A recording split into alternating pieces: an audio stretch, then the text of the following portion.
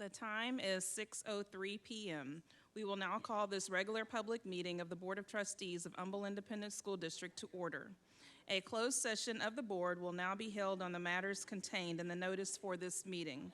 Should the board determine that any final action, final decision, or final vote be required with regard to any matter considered in such closed session, then such final action, final decision, or final vote will be made upon reconvening of this public meeting in open session. The time is 6:03 p.m.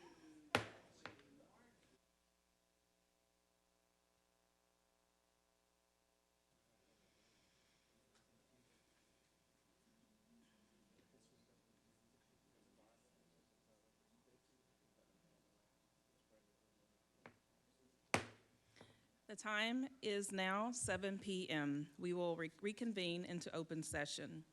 Thank you for joining us tonight. Reminder that the meetings of the board are open to the public, but are not a meeting of the public.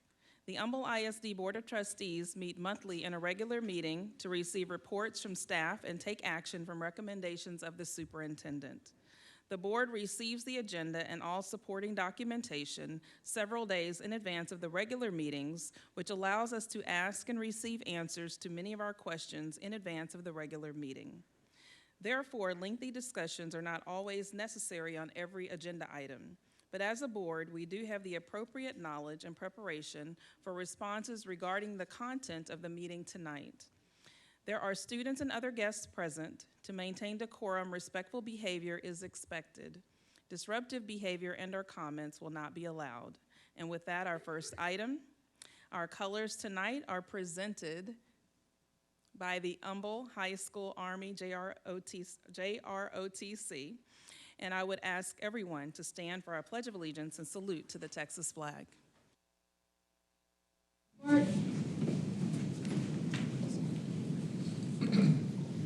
Mark time. March. Color guard. Walk. Left face. Present colors. Ma'am, Humble JROTC requesting permission to post colors. Approved. Thank you. Ma'am.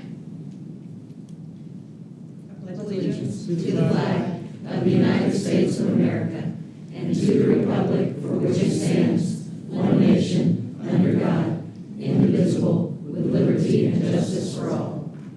Honor the Texas flag. I pledge allegiance to thee, Texas, one state, under God, one and indivisible. Order. Colors. Right face. Forward. March.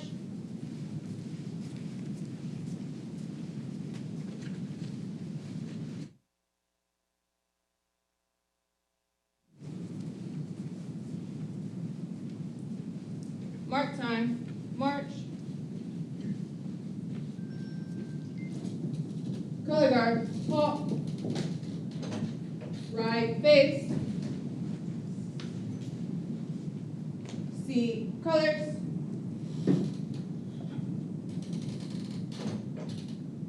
Left face. Forward march.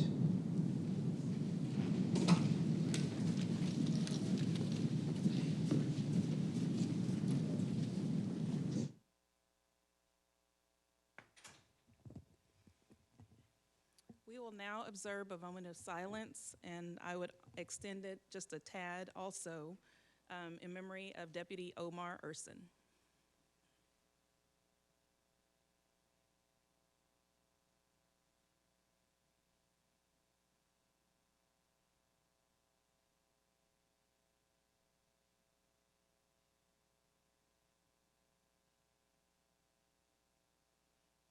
Thank you. You may be seated.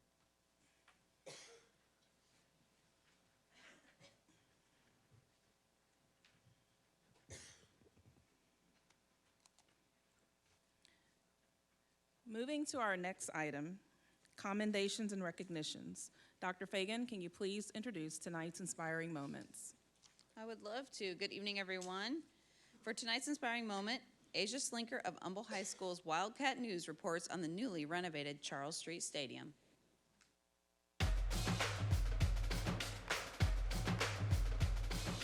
Greetings from Charles Street Stadium. I am Asia Slinker with Wildcat News, and tonight we are here to celebrate the revival of the original home of the Wildcats.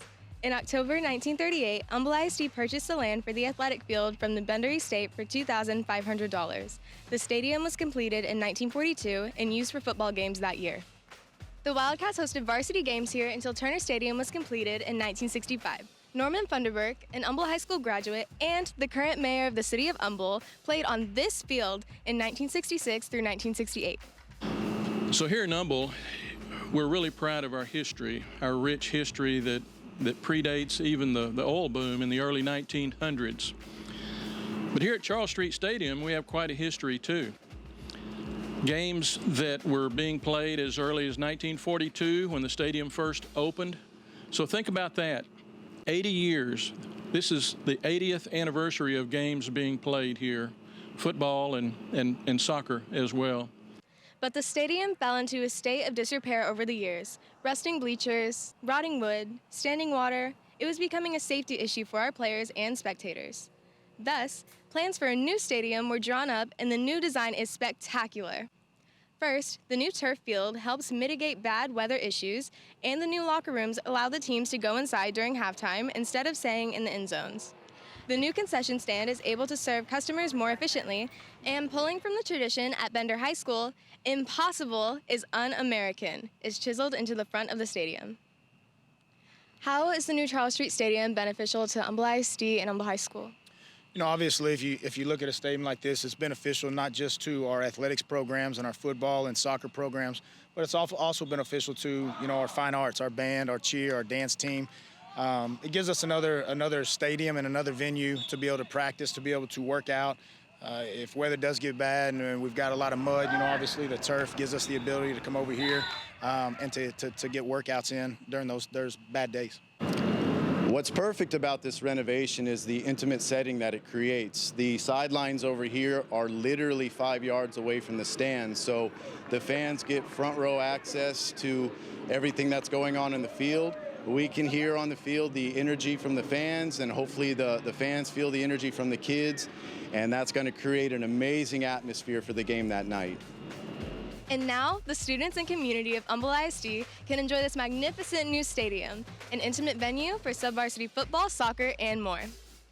There will be an Humble High School alumni reception held at 5:30 p.m. on October 27th.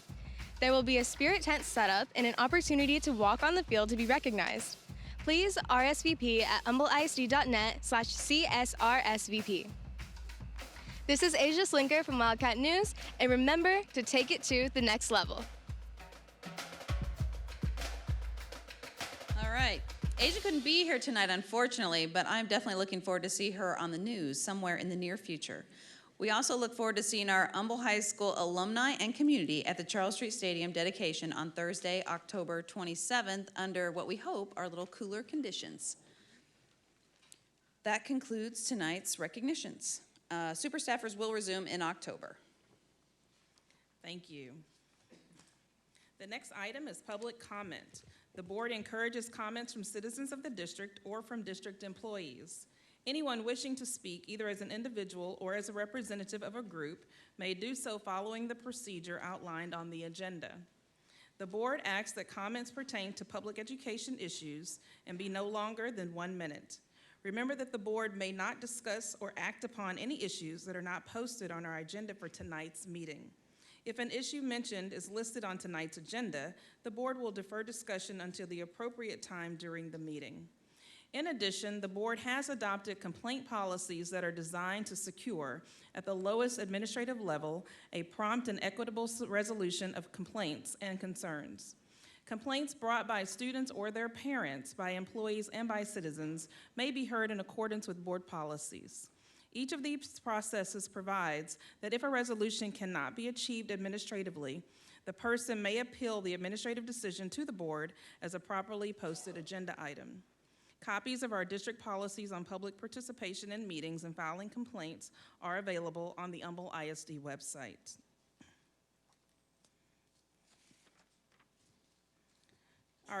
Our first speaker tonight is Megan Fast. I'm sorry, you cannot speak during the meeting unless you're on the list to speak in public comment. I'm sorry, sir.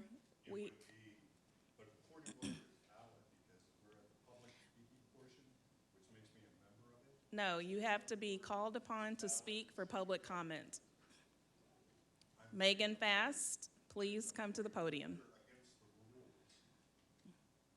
You said 1 minute to speak, and on the website it says speakers shall be allowed 3 minutes to speak. Okay, 1 second, please, sir. Would you like to address that?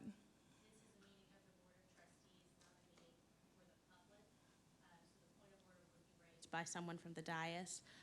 At this point, I would recommend proceeding with the folks who have signed up. And if the gentleman has concerns, he's welcome to raise those during his portion of public comment if he has also signed up. Thank you. Megan Fast. Madam President, can we respond to why it's posted as 3 minutes? That's not a problem, that we post it at 3 minutes and then we change it? I mean, is there a policy that we? That's correct. The board reserves the discretion for meeting management to change the time given the number of speakers or the volume of the agenda on the given night. And that is a decision that typically the board president has under our board policy and can make the call from the dais on the night of. Thank you. Megan Fast.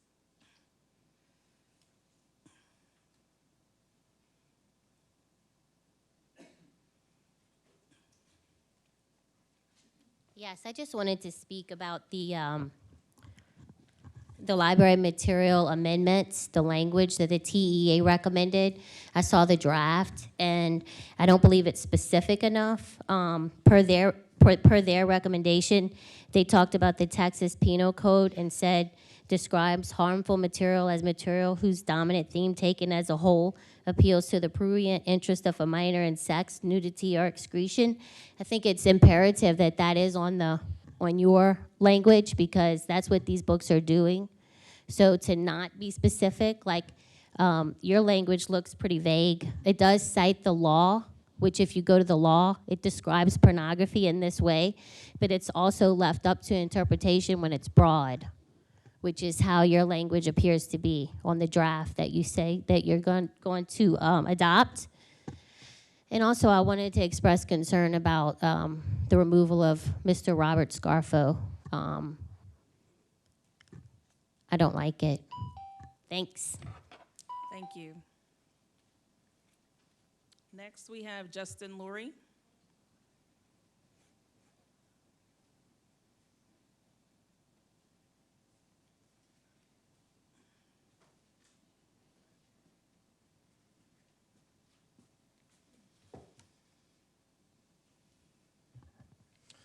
Comrades, congratulations on your steps towards stifling all dissent. You are individually elected to represent the community, but for some bizarre reason, in some bizarre world, you must all vote as one. The Bolsheviks, they also allow the same amount of alternative discourse or dissension, and that would be none, just so you know. From these fancy chairs that you sit in, you boast, like literally boast, of being the 2018 Texas School Board of the Year, but today you allow porn in your schools under the guise and the lie of diversity. From these fancy chairs, you boast of lowering taxes, but there's not one person who has actually had their tax bill go down. It's so disingenuous. And if you kick the Ivy League MBA in finance off of the Finance Committee, who is qualified to analyze the balance sheet? Who has the abilities to challenge the CFO? Who can find the discrepancies in the numbers? Thank you. Who will be the financial watchdog representing the taxpayers in Paris?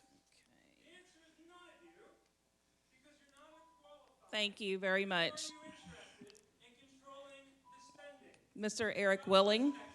Thank you.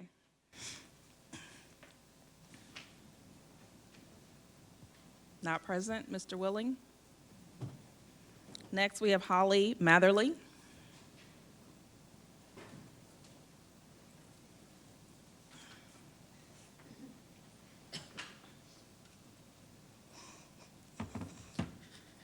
Good evening. I wanted to address the issue of removing Mr. Scarfo from his committee assignments this evening. The voters of Humble ISD voted Mr. Scarfo to this board. The voters of Humble ISD deserve to have different points of view reflected in discussions for making important decisions. The voters entrusted him to do this, and the voters deserve to have his expertise on the committees. Thank you. Thank you. Jennifer Matthews.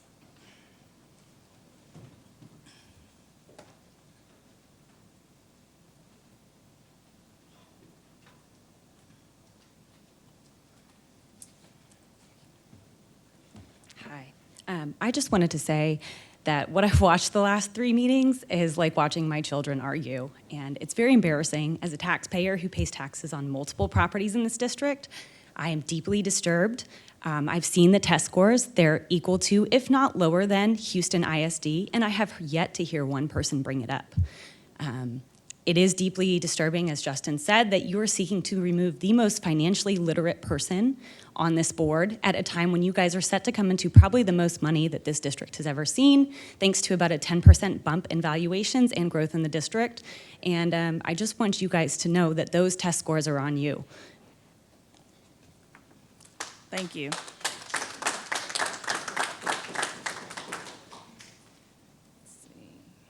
Anthony Chilla.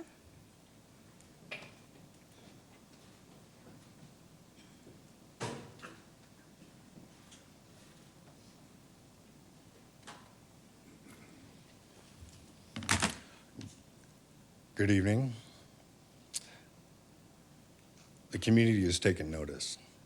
They've taken notice of what this board has done, and the individuals that, a lot of you that I see sitting here, were at many meetings begging for money, begging for this position. They've taken notice that a lot of you have been here a little too long. You've ganged up on an individual to remove Mr. Scarfo. Some have political agendas, some have business agendas. Others are just spineless. Why don't you get to business of the children? That's what you tout all the time. It's for the children. What you've done is not for the children. You've bullied individuals. You've used intimidation tactics on a number of issues. It's not correct. It's not right. All the while, our test scores, all because of the administration and how you guys handle and run the administrator. Pathetic. Thank you. Aaron Green.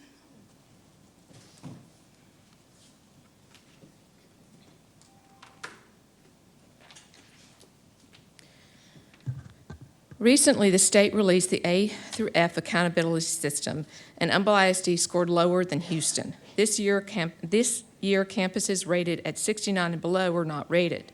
Therefore, they were not included in the overall scoring of the district. According to HB 1842, a campus with an IR status for 3 consecutive years results in the state taking over the whole district. Before COVID, Houston, Dallas, Fort Worth, Waco, and Beaumont ISDs were in the process of having the state take over their districts. Typically, a charter school is replaced by the local ISD. The problem with charter schools is that they have selected boards and not elected boards. Therefore, taxpayers lose their voice and cannot address their concerns with the district. That's taxation without representation. Didn't we fight a war for that?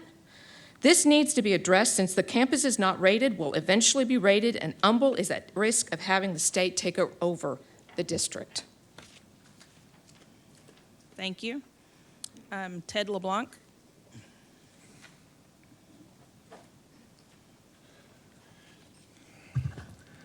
Good evening. Because you've restricted our right to speak down to 1 minute from 3 minutes it was advertised, I'm going to make this brief. Right now, y'all had it on the 2022 evaluations on the school progress and relativity, you scored a 76. 29 of the campuses flunked. You have nothing to pound your chest about or to be happy about. You need to stop picking on people in your own board and start focusing on educating our children.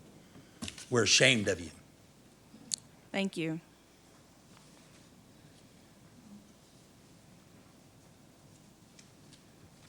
Okay, now we will move to comments by individual board members, and I will begin with Mr. Kirchhoffer.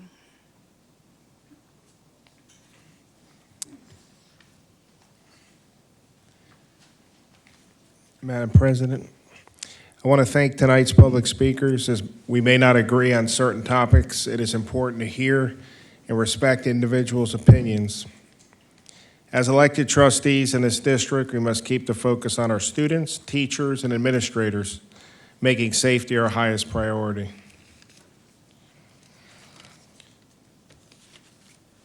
I would like to mention the passing yesterday of 98-year-old Vincent Moreno. He was a World War II combat veteran and a friend to the district, lived in Atascocita. He was a big supporter of our junior ROTC programs, and thank you for your service, and he has passed on, and thank you, Madam President. Thank you very much. Mrs. Parker. Thank you, Madam President.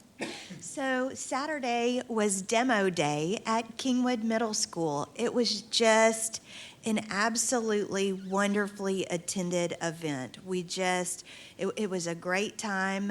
People were able to take a memento from Kingwood Middle School, from the old Kingwood Middle School, and tour the new middle school, which is absolutely beautiful. So I wanted to just commend Donnie and KMS and the communications department on a wonderful, wonderful job.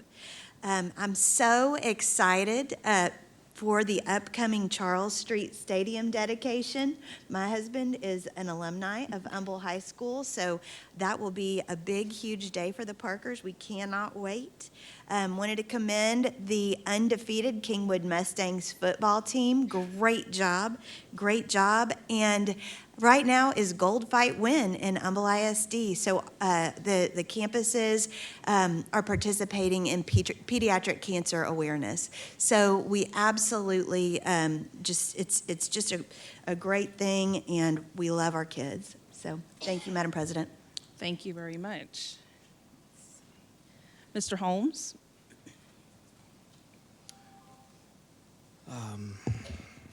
Yes, I also attended Kingwood Middle School. Beautiful campus.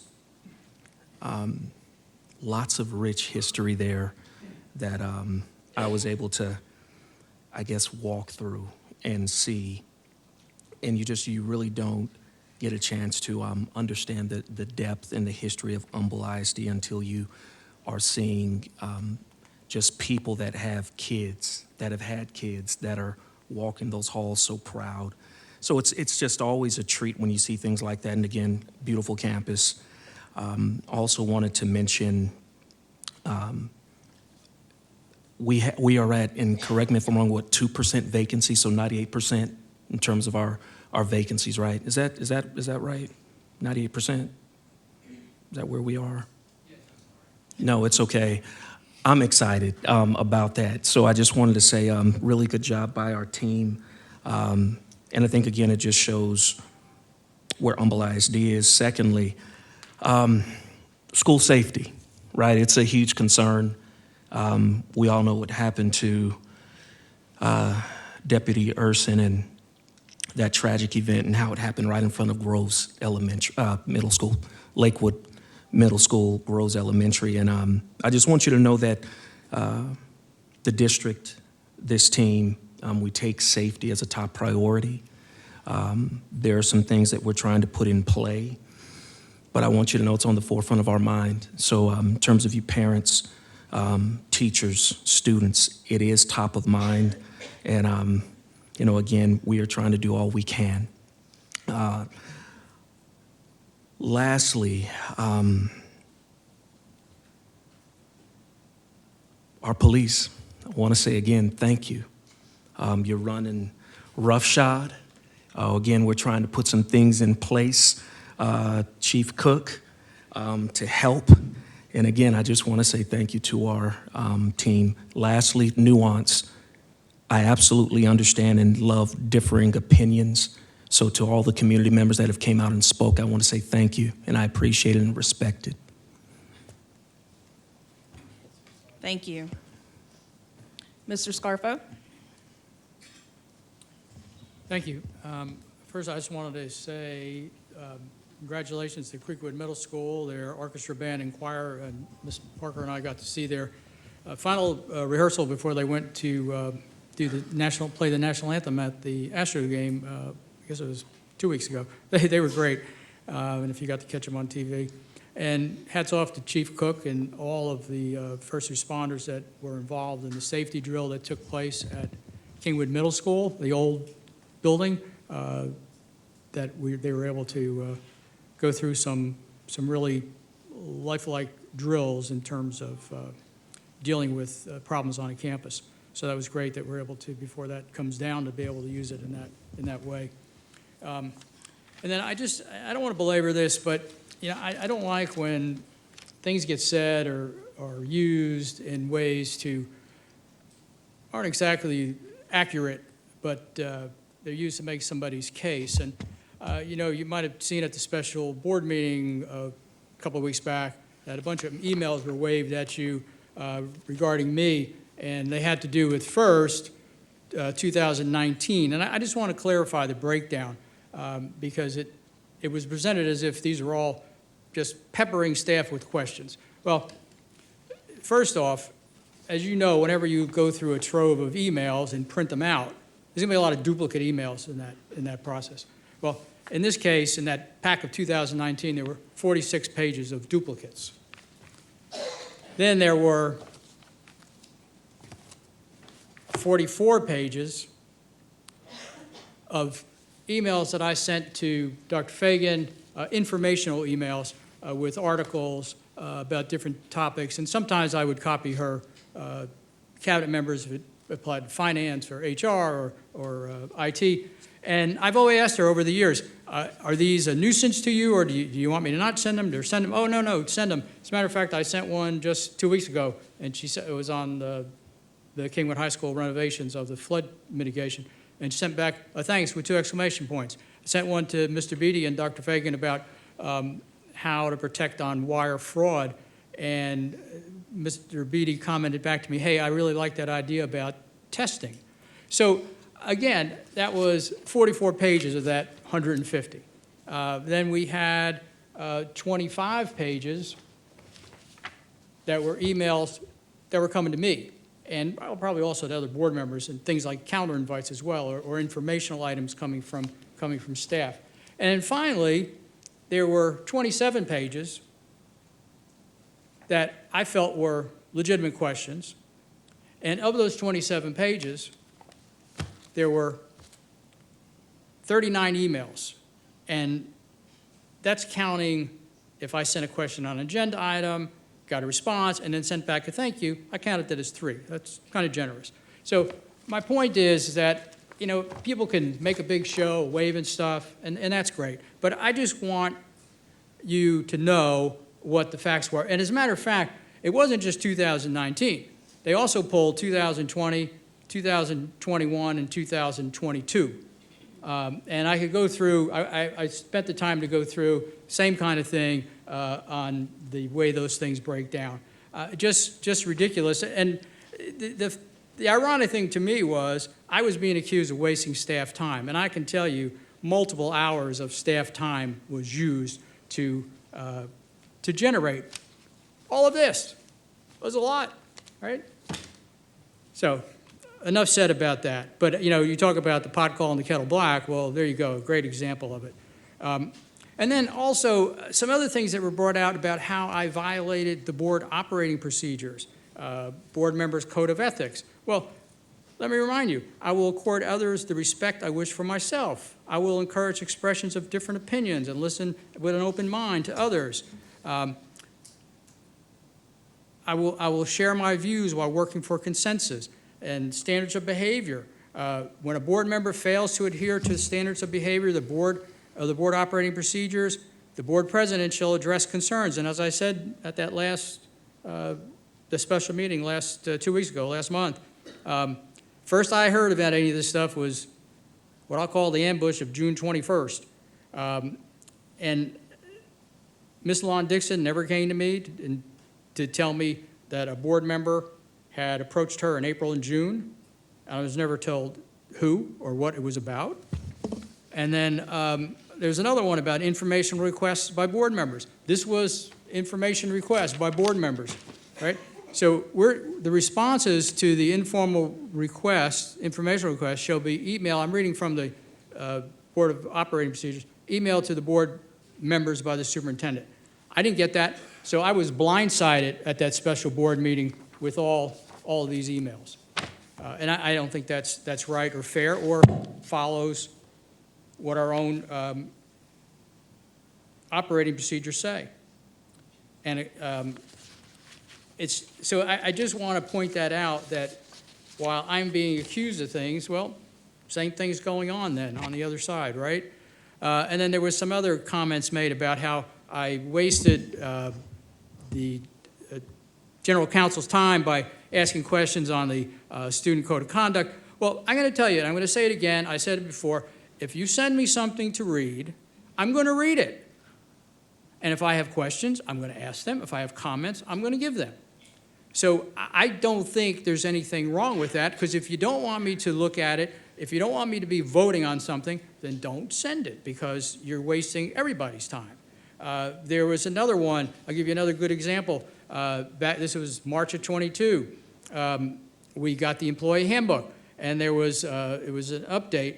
And I had a question about some of the wording, and I think you would agree. What came out, at least in this draft, was under discrimination, harassment, and retaliation. Good topic. Employees should not engage in prohibited harassment. So my comment was, shouldn't it say will not?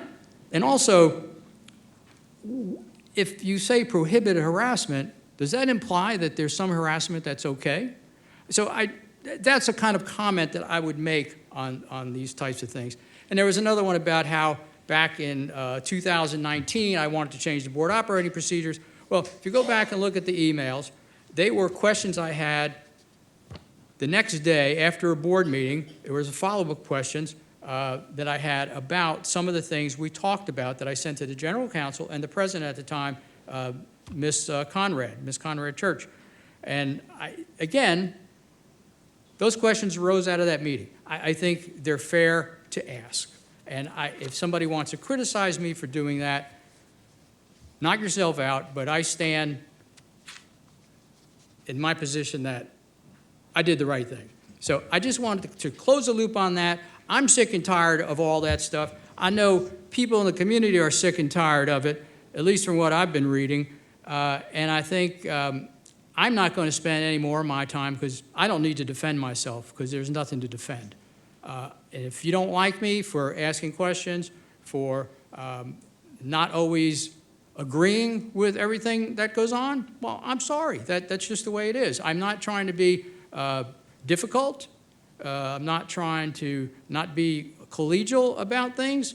I'm happy to work as a team, but I want the respect that I accord to other people.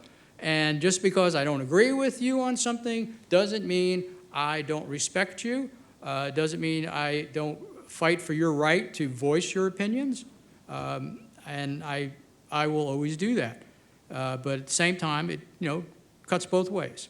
So that's all I want to say about that. But I really did want, sorry, I just could not let that lie. And because things need to be presented the way they are. So thank you. Thank you. Mr. Sitton? Yeah, I too want to put this all to bed, so I won't comment on that. Gold Fight Win, great month of celebration. My daughter will be 16 next week, and she started a nonprofit when she was 9. Well, I'll say a nonprofit, a service learning project. We're still working on the nonprofit status, called Kids for a Cure. Leading up to COVID, she was collecting items to take down to Texas Children's Hospital. And the last one we did before COVID shut us down, we had to rent a U-Haul. We totally outfitted she totally outfitted their family room. She had TVs, had game systems donated, games, books, so forth. She fortunately is able to start it back up this year now that COVID is over, as far as allowing people to come to Texas Children's and so forth. So several schools in the district have partnered with her. So if your child's school is participating, we would love to have you participate with Caitlin as she's trying to brighten the lives of kids that are battling such a terrible disease. The nonprofits that are being promoted during this event, that'd be the L3 Foundation, Addie's Faith, and Mothers Against Cancer, fantastic organizations that are dear to this community and dear to the fight, so to speak. Then on to Charles Street. Charles Street holds a very special place in my heart as well. The Humble Area Football League is celebrating 50 years this year. The very first time that they stepped foot on a field was in 1972 at the old Charles Street Stadium. I'm going to date myself, but I was on one of those 4 teams. We had two younger teams and 2 older teams, and that's where it all started, was at Charles Street 50 years ago. And to see the stadium turn out the way it did, I'm just blessed and amazed to be a part of that. KMS, again, another connection there. We all went to school together. We went to school together all the way through 7th grade. KMS was opened when our class moved to the 8th grade, and we were split. And then we came back together in the 9th grade, and then we were split again for good when we moved to the 10th grade. So to be able to walk through those halls and see the old building and then see the new building, it's just amazing of where we've come from and where we're going. And last but not least, the safety drill. Hats off to Chief Cook and your staff and the local law enforcement collaborative teams that came out to work on first responding to active shooters. Thank you.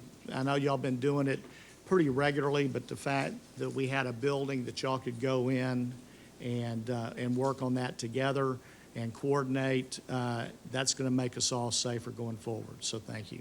Thank you, Madam President. Thank you. Mrs. Morrison? Thank you. Thank you to all who spoke. We definitely appreciate hearing from you. There's always agreement and disagreement in life. But thank you again for coming.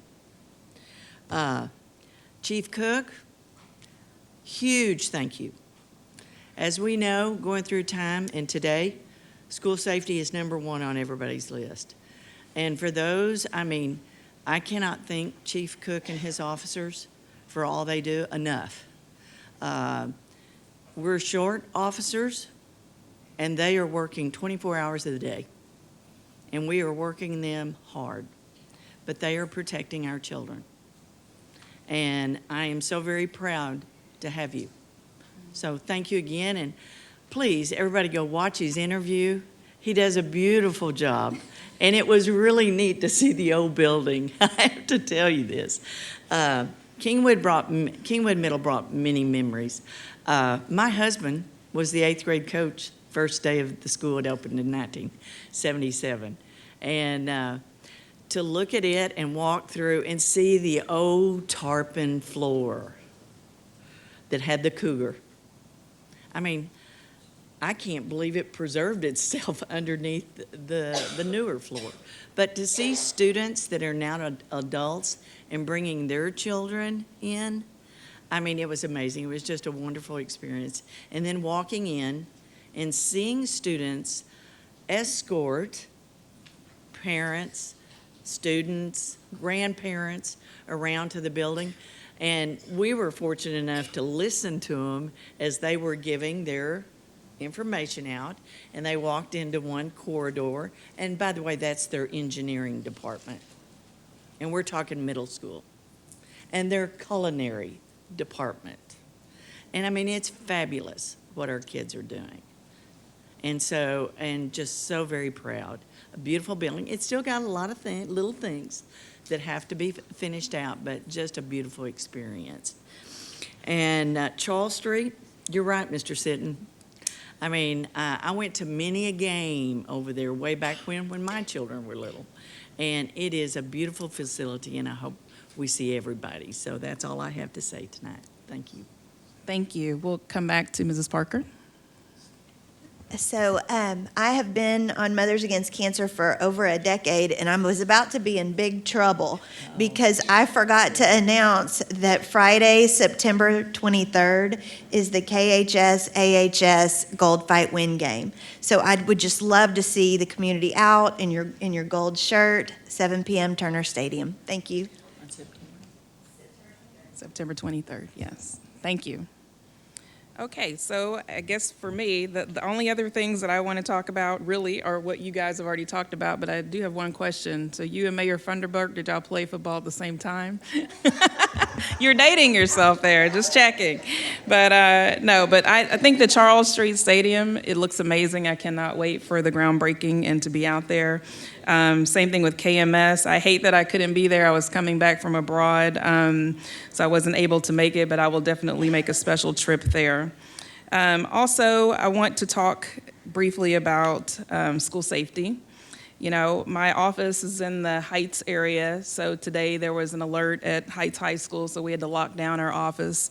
And the thing that I thought about, honestly, was Chief Cook, Dr. Fagan, your entire team, and how proud I am that we put safety #1 in our school district. It's #1 essentially in our budget, our board goals, superintendent goals, just across the board. Because if we don't feel safe in some capacity, then we can't educate kids, we can't work every day. And it was interesting to calm a group of staff members saying, you know, it's okay, and getting alerts and updates for what was happening in the area. But just an honor to know that I believe, in my opinion, that we lead the effort when it comes to school safety. And I know we have been told that by different entities and different municipalities when it comes to school safety. So just truly an honor to be a part of that. I'd also like to thank our speakers tonight. I think everyone, you know, not everyone, but some people have said that, you know, there are differences of opinions, and I understand that. But it is good for our community to come out so that we can hear your concerns in this platform. And that is all that I have. Our next item is comments by the administration. Dr. Fagan. Thank you. Well, all of you have stolen my thunder on the police, but I have to say that the opportunity that our police department and our partner jurisdictions took to practice in a building that will be torn down, which allowed them to drill at levels not otherwise possible. And when Jonathan was gonna go and like video and stuff, and Chief said, no civilians. So we didn't get to do that for good reason. But Chief and his team did significant testing on various door breaching strategies, as well as vestibule security, ballistic film, and a lot more, and learned a lot. Things that we would never have had the opportunity to practice, and he sent me videos of some things, and it was very impressive. And so I really appreciate everything that you all did, coordinating that effort on a Sunday. It was sort of like, I don't know, I got goosebumps because it was like 9/11, and you were all coming together, and you were first responders, and it was really cool. But to come together on a Sunday and utilize that facility that way just shows the commitment that our police department has, as well as our partners, in making sure that we've done everything we can do in school safety.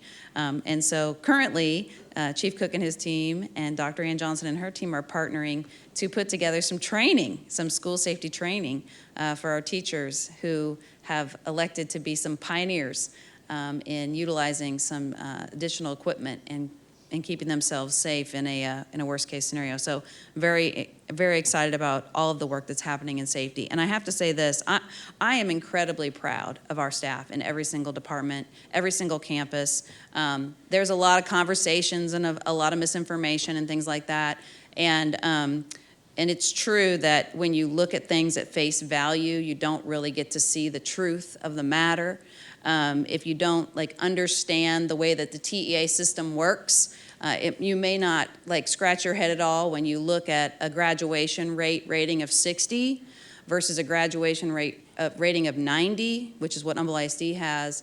You can't even get 100 in that category unless you actually have a 100% graduation rate, which is silly because we have almost 97. But nonetheless, when you look at a district with a 60 and you look at a district with what is almost 100, and then you look and you see that their college, career, and military readiness is higher with a 60 in graduation rate, that just doesn't really make any sense. And so when you dig deeply into the scorecard, the one that they're actually completely changing right now because everybody can see the problems with it. If you give all your seniors the Microsoft Word test and they pass it, you can have 100% CCMR.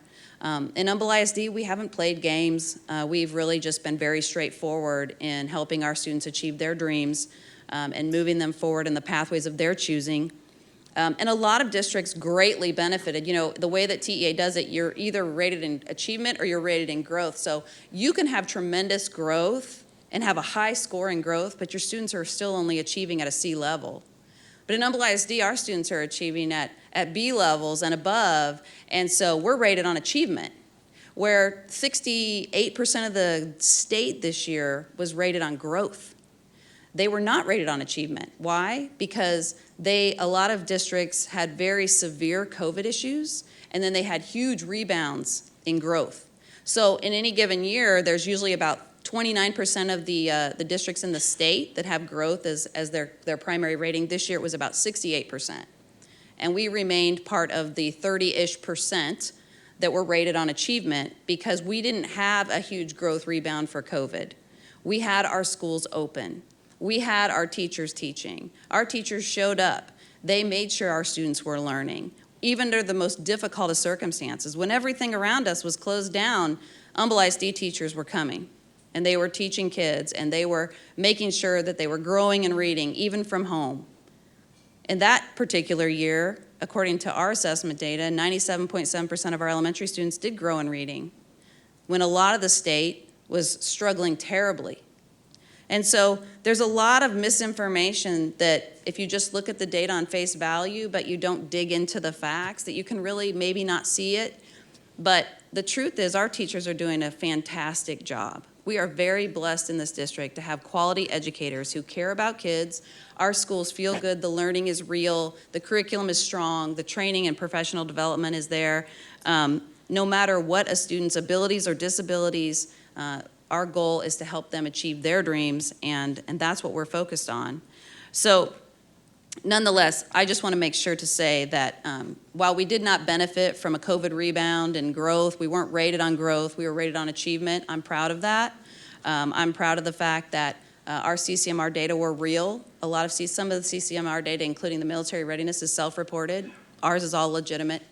And it will be, and we'll continue down that path. We didn't give out a lot of Microsoft Word exams or OSHA certifications to be able to check a box.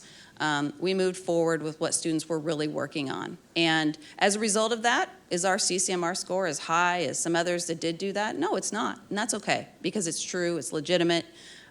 We're very proud of the work that we've done. We will continue to do, and we will continue to grow. We're actually going to have an information item tonight on literacy because we've worked really hard in this district to not only have quality literacy assessments throughout the year, not just one time at the end of the year.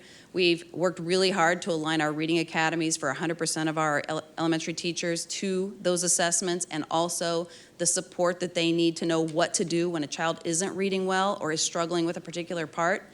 And we have some really, really impressive data. In 1999, No Child Left Behind passed because there were children that weren't learning and nobody was paying attention to them.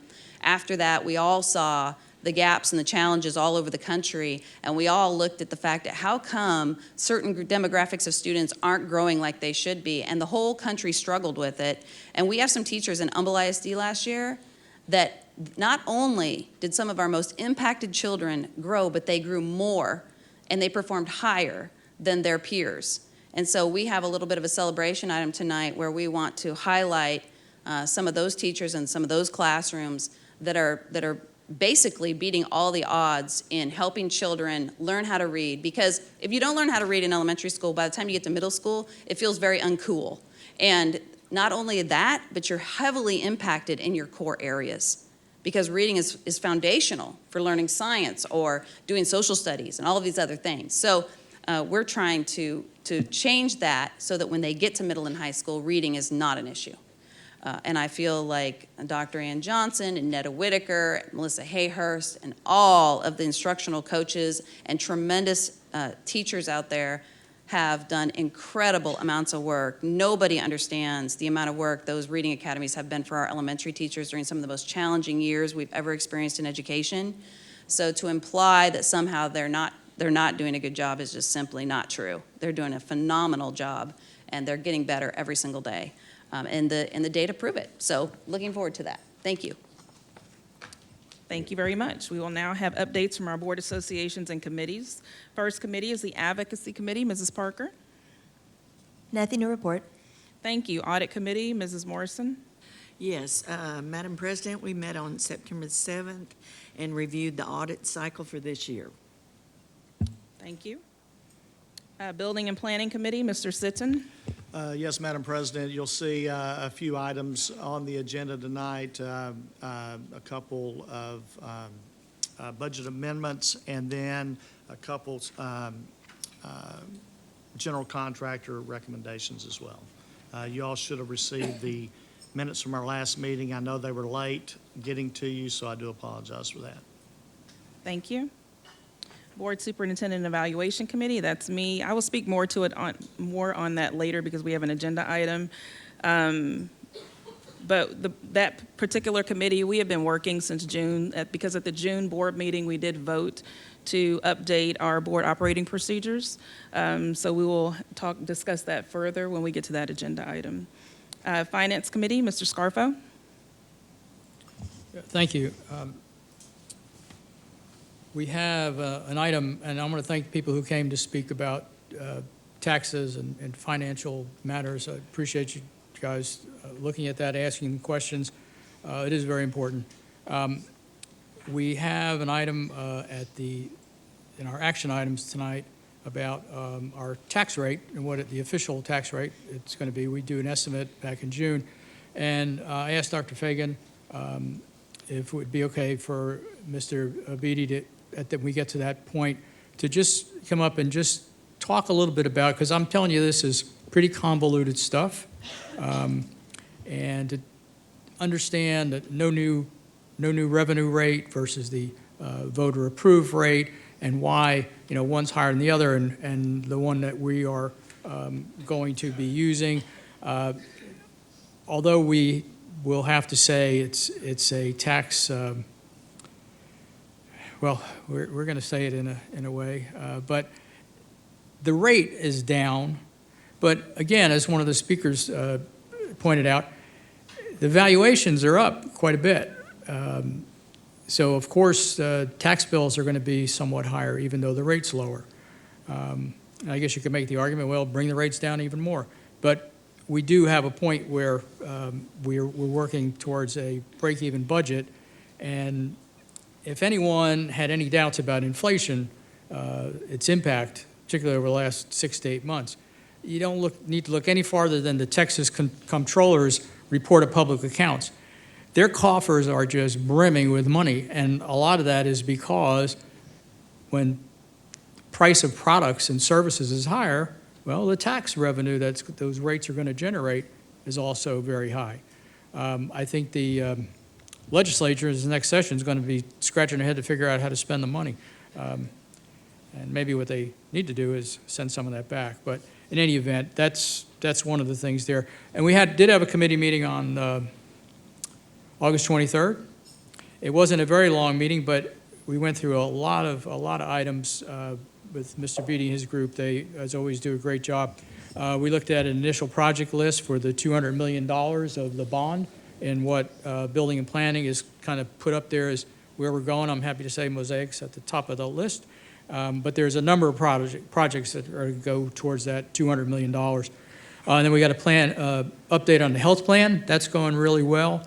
And there's some things that we're trying to do, and I hope staff will get on board to help us, that will help lower the cost and still have us be able to continue to have a really good benefits plan. So hopefully people will take advantage of that. We're adding another office, am I right, Mr. Beatty, at the West, right? And another provider, and so it'll be less wait time. But also, we signed the contract with another urgent care. I always forget their Next Level. Yeah, because I know that the lady who started that. That's a great organization too. And we talked about that, so that's great. And I think people are enjoying the plan. We got an update on how we're deploying our ESSER and ARP funds, because remember, they have a time deadline, but I think we're in good shape, the way Dr. Fagan and Mr. Beatty have it laid out, that we will use that money for a lot of really good things in terms of student achievement and impact, especially dealing with learning loss. And there's a consent item J on the agenda. If you guys have looked at it, it's basically we have to annually look at our investment policy, but we had the opportunity this time to, what I would say, are make some improvements to the investment policy that'll help us do better in terms of our earning ability and our fiduciary and responsibilities in terms of protecting our funds. And then, and finally, as I said, there is an action item for the tax rate. So there was a lot of things in a short amount of time, but those guys did a great job, so thank you. Thank you. Education Foundation, Mr. Kirchhoffer. I've got all good news here from the foundation. At last month's meeting, Deborah Miller told us about the foundation awarding $30,000 for the first ever mini grants program. Well, we have now bumped that up to $46,000 due to a donor wanting to fund more of those requests at a few of our schools. So I don't want to spoil the surprise, but Humble High, Ross Sterling, and Humble Middle School teachers, you're about to get some really good news about your mini grant requests. That's pretty exciting. Number two, Jimmy Valors with Valor Entertainment brought the great Roger Krager concert to our community a couple weeks ago, and he has now donated $5,000 to our foundation, restricted for the Madison Carlton Scholarship. Lastly, the Voices of Power Foundation, which was created to give a voice for children with special needs, has awarded $16,818 to our foundation. A huge thanks to Rosie Palmer and her Voices of Power board for supporting our students with special needs at Humble ISD. Truly amazing. One quick reminder, the foundation's golf tournament is Monday, November 11th. It's at Golf Club of Houston. It's a new venue, and they will have a party afterwards with live music. You can register online, and I look forward to seeing everybody there. So, great news from the foundation. Thank you. Kingwood Super Neighborhood Council, Mr. Holmes. Yes, nothing to report. Thank you very much. Okay, we're going to move on to the action items from closed session. Item 4A, personnel recommendations. Mr. Kirchhoffer, do I have a motion? I motion the board approve the administration's personnel recommendations with addendum as presented in closed session. Do I have a second? Second. Any discussion? Seeing none, all those in favor? All those opposed? Okay, motion passes 5-2. You have that, Karen? 5-2, okay. Okay, and then I'm going to move two items up on the agenda for tonight, and that would be items 6A and 7D. If you guys can move down on your agenda. I'm going to start with item 7D. So I wanted to reach out to the board today. I actually called Mr. Scarfo yesterday to see if you guys are okay not acting on this tonight. Unless there's an objection from the board, we're going to move forward and remove item 7D. Any questions or comments? Okay, thank you. We'll remove that item.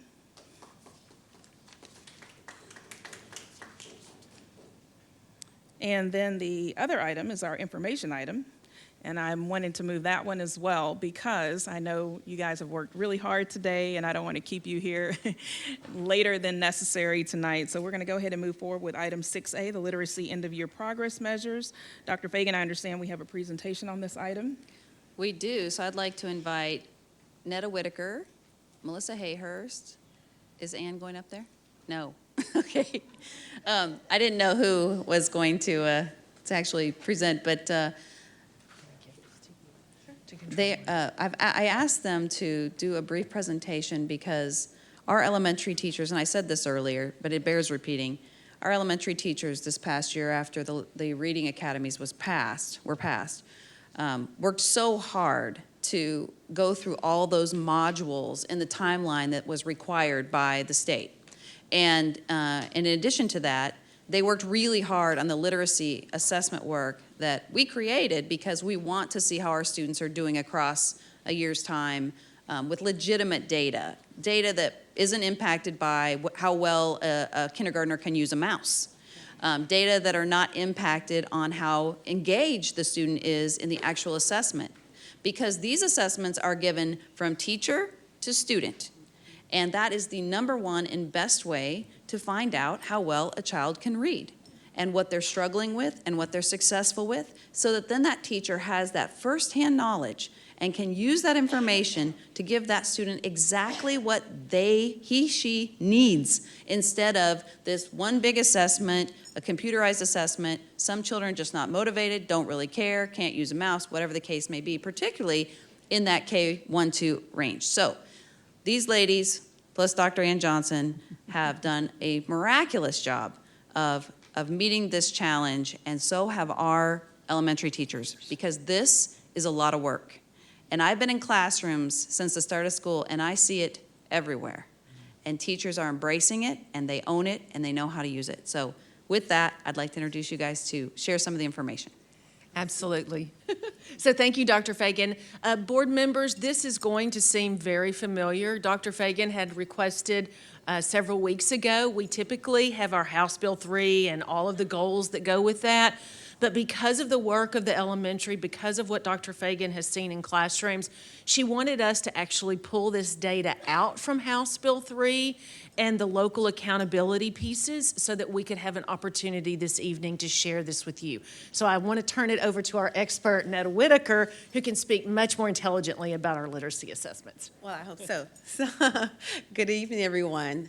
And that was a perfect setup. What Dr. Fagan said is really important, because not only do we use these assessments to drive our instruction, we also use them to know how to train our teachers on what they need. And that includes content training and coaching training. So we're really moving our teachers forward in what students need to learn and to progress in their skills. So when we look at this first visual, what we're looking at is our grade levels from growth from the beginning of the year to the end of the year for first, second, and third grade. And what I want to point out is that first and second grade had a 10% increase from beginning of year to end of year, so our students are growing exponentially. And then for third grade, we had the slight decrease of 2%, and it's important to note that these are our COVID students that were in first grade during COVID, and first grade is a critical year for literacy. So we're seeing that show up in third grade, and what we're doing with the data is we're looking at ways to really train teachers on targeted instruction and phonics instruction to fill gaps, and we're still seeing gains despite that. So if you look at our next slide, this one shows our campus level trends as a campus. And so since COVID, we've started out at a higher level of percentage since COVID. Our campuses are doing better. So you can see that incremental growth throughout the school year of our campuses, just increasing their literacy targets for students and their literacy progress for students. And that's the work from working with Lucy, working with our principals, and working with our teachers. We go in and we have strategic action plans. We look at this data, we sit down and talk about it, and we say, this is what our campus needs individually, and this is what we're going to do to work on that through coaching and content. And we have follow-up middle-of-year meetings. We look at that data again and say, are we progressing? We monitor and adjust. Should we make a pivot? And we've really seen growth because of that process. And then this last slide is really something that we're excited about. It shows an overall snapshot of our students and how they're meeting our performance targets for each grade level. So as you can see at beginning of year, middle, and end of year, we have a snapshot of about 60 to 70% of our students are meeting those expectations. But then we have about 98% of our students that are showing growth no matter what from beginning of year to end of year. And we're really excited about that because our work looks at individual students and how they progress and what they need. So that 98% is really indicative of the work that we've been doing with our campuses and what our literacy assessments can give us the information about our students. I want to add, too, is that Dr. Fagan had challenged us last year. So this is what I call Dr. Fagan's goal, if you recall, every time we get to this slide. Because from her perspective, and really from all of ours, it's about growth. It's not about a specific target or whatever the case, but that every child, that we start where they are and we help them progress. And when she gave the challenge that really that should be set at 100%, I thought, are you kidding? We are at 97.7, but sure enough, at the end of 2022, we were able to take it to 98. It's small incremental, but it's still growth. And that is something that elementary should, without a doubt, celebrate. Thank you. That's it? Okay, well. No, we've got a few more slides. Okay, I thought you said but this was the we last do. slide. But we're going to toss it over to Dr. Fagan. We are. We're tossing it. We're tossing it to Yes, Dr. because- Fagan. So you may remember that in the past, when you have comp ed funding, a lot of districts, you get it late, you're not sure what to do with it. So we have held this longstanding belief that the single most important impact on a student's learning and growing is the teacher in the classroom, not necessarily a workbook or other things. And so we decided that we would take a point system and figure out where the most impacted classrooms were in the district, meaning where were the students the furthest behind in reading, in math, where would they have other socioeconomic struggles and challenges. And we created a point system which allowed us to see that in some of our classrooms, the students earned 0 points. They're all on level or above, they're not financially impacted, on and on we goes. In other classrooms in the district, they generate 65 points. So even though both classrooms have 20 students in them, one generates 0 impacted points and one generates 65. We believe that the teacher who has the 65 points has a much heavier load than the teacher with the 0 points in helping those children read. So we took comp ed funding, which is specifically targeted for this kind of situation, and we double staffed the 50 most impacted classrooms in Humble ISD. And we did hit COVID, which was a challenge, but you can see on this graph, I actually snapped this picture of a double-staffed, these are a pair of teachers who work together with an impacted group of students. Now you have to remember that these are typically students who do not achieve or have really struggled in achieving and don't typically catch up. That's the history in American public education, they just don't catch up. And so these two teachers work to not only catch up with these students, but move them beyond so that they're with their peers going forward. And you can see the points across that chart.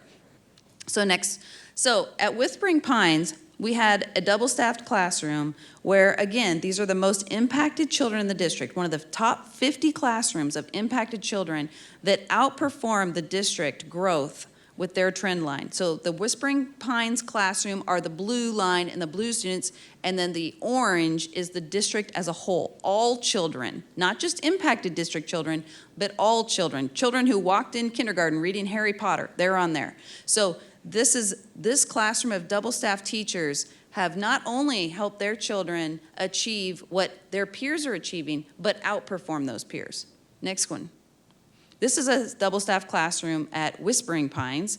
Same scenario again. And Lucy, help me with the, is this the bilingual classroom? Yes. So this is not only impacted children, but these are bilingual children. Back one slide. There we go. It's this one. They're bilingual children, and they are performing at this level above the district average when they are not only bilingual learners, but also very impacted in other ways. One more. This is a North Belt classroom. Again, very impacted group of students. Typically, we really are challenged to help these students grow in reading because they have so many other factors. And this particular classroom, 85% of them achieved on STAR this year. And again, you can see that they are outperforming their peers at the district average line. So over and over again, we are seeing these double-staffed classroom teachers working together in tandem to create a situation where some of our most impacted children that are coming to us with a lot of factors and are actually catching up and surpassing the growth rate of their peers across the entire district. I think that is phenomenal and frankly almost unheard of in American public education to do that. So very proud of these teachers. We actually celebrated them at convocation and we gave them lights because they are absolutely the light in the district. They love these children and they will do what it takes to help them achieve. Thank you. Thank you very much. Any discussion or comments by board members? Mr. Scarfo? Yeah, thank you, Ms. Long-Dixon. Dr. Fagan, I just wonder, you talked about the TEA report card earlier. Would it be useful, at least for people's edification, that I don't think we need to do a workshop, but could we do an information item where, and say, next month or the one after, to where we talk about, or your guys can talk about the nuances that are involved in that, because I think even some of us sitting here, and certainly people, constituents, to understand what the report card means or doesn't mean, what should concern us, what shouldn't concern us, to maybe just have a PowerPoint that people could see ahead of time. I don't want to waste your time, or anybody's time doing that, but people raise concerns because, like you say, you see something, you say, wow, how come we're 82 and they're 89? And, just on a number or a letter. And like I said, if you don't think there's much value to it, it's okay. I'm just asking that if we do it in that format, like we did tonight, because I think the literary assessment, and I was glad that you guys included, I talked to Dr. Johnson about a month or so ago about going to 5th grade and starting to see that data. So that was great to see in the packet that was given to us. So anyway, I think it gives you a lot of good information when we go through these. I know we have to do it, but I think we would do them anyway because I think there's a lot to show in terms of progress. And that's really what it's always about, right, is the incremental progress. Whether it's from here to here or from here to here, doesn't matter. So anyway, I just throw that out there if you think it. No, we're happy to, when we do the House Bill 3 report, to just give an overview of how the current TEA scorecard works. I spoke to the commissioner at length about it, and they're actually in the process of completely redesigning it right now. They agree that it provides misleading looks at things. And, and it's almost impossible to really understand. And so it was always supposed to be a grade, if you look at the law and all of those things, and it turned into numbers. And then there's obviously issues with it if your graduation rate's 60, but your CCMR rate is 90. How is that possible? So anyway, TEA recognizes it. They're going through the process right now. In fact, we just had a large gathering at Region 4 where they talked about a lot of the things, and they're actually getting rid of some of the opportunities under CCMR to just take simple exams and then count children as career ready. Because they feel like that hasn't really panned out the way it was supposed to. So, but we're happy to share the way that it works. It's very difficult sometimes to understand that you're either rated on achievement or you're rated on growth, but growth is in the system as it exists over and over and over again. So if your strength is achievement, you're really hindered because if in nothing, I celebrate growth. I'm all about if every child grows in reading, I'm happy.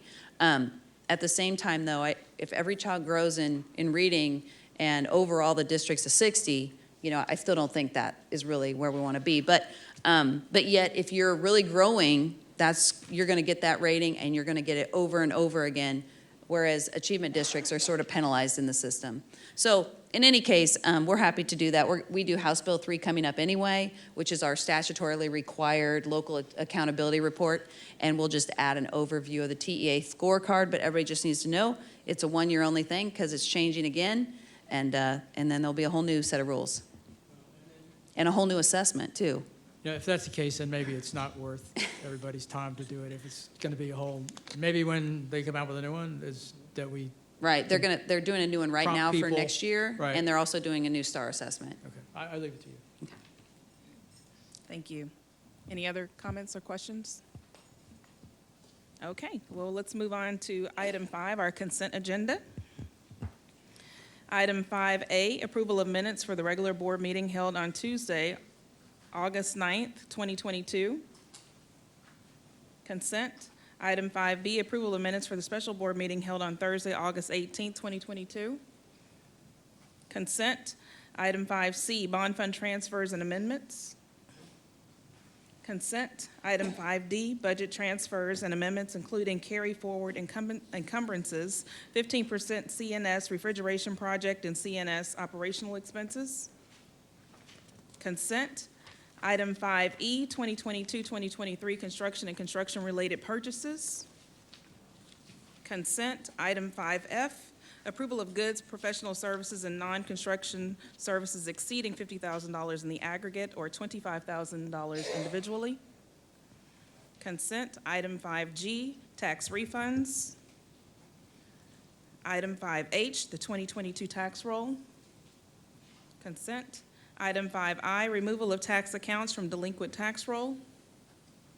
Consent. Item 5J, policy CDA local. Pull. Item 5K, TASB update 119 and administrative recommendations, final action. Pull. Item 5L, board authorization of interlocal agreements. Consent. Item 5M, approval of RFP number 2021-005R, general merchandise. Consent. Item 5N, approval of RFP number 2021-006R, educational service consultants. Consent.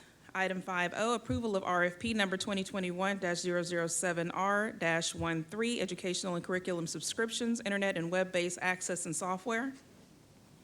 Consent. Item 5P, approval of RFP number 2021-009R, restaurant and catering services. Item 5Q, approval of RFP number 2022-101, miscellaneous and instructional material vendors. Consent. Item 5R, approval of RFP number 2023-102, services, repairs, maintenance, installation, district-wide. Consent. Excuse me. Item 5S, approval of RFP number 2023-103, school safety products and services. Consent. Item 5T, change order number 1, Kingwood High School FEMA floodproofing project. Consent. Item 5U, change order number 1, James D. Eggers Instructional Support Center. Consent. Item 5V, change order number 1, outdoor classroom project, CSP number 2022-21. Consent. Item 5W, change order number 3, North Transportation Center. Consent. Item 5X, change order number 4, Humble High School. Pull. Item 5Y, general contractor selection for ISC Innovation Lab. Consent. Item 5Z, general contractor selection for multi-campus cooler freezer replacement project. Item 5AA, deductive change orders. Consent. And item 5BB, renaming Northfield Elementary School, pull. Mr. Kirchhoffer. Can I get a motion on the consent agenda?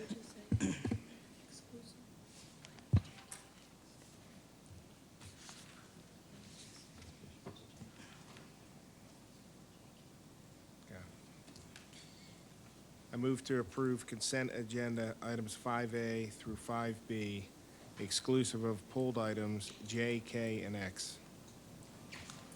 And double B. And double B. Okay, do I have a second? Madam President, just to clarify the motion, would this be items A through double A exclusive of J, K, X, and double B? For those who were keeping score at home? Okay. That is Thank you. correct. Thank you.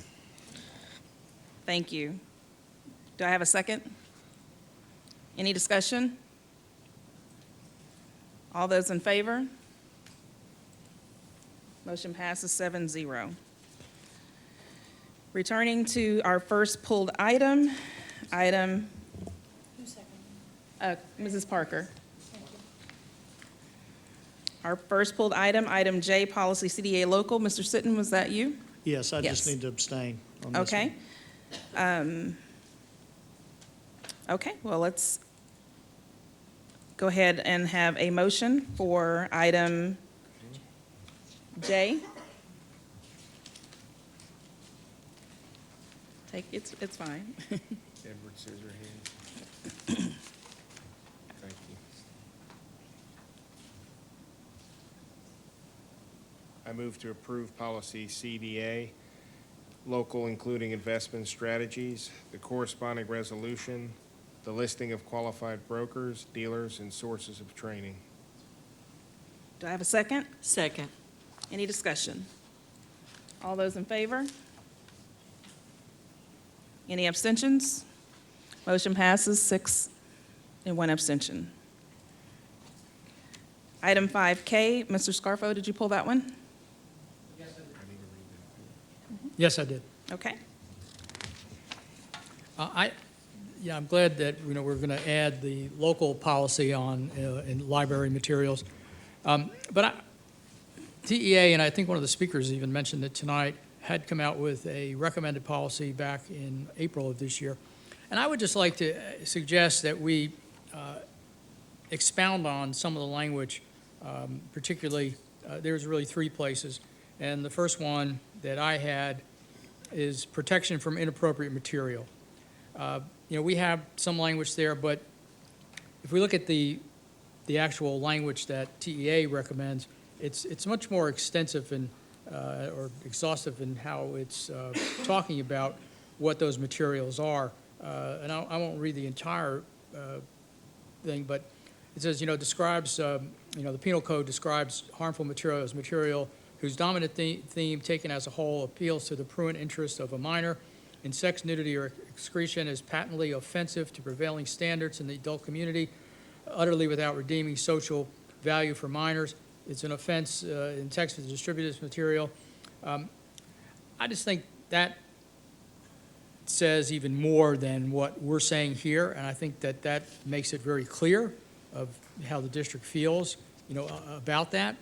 And then there's another section where we talk about challenged resources, and I would like to just add what we already have there, which is part of what TEA's recommended policy stated, but to also go on and reference the legal case where a lot of this is really comes from, and talk about the opinion where the opinion allows for the removal of materials or based upon but a lack of educational suitability of the material, but further making a determination of appropriateness will include a review of compliance with the various penal codes.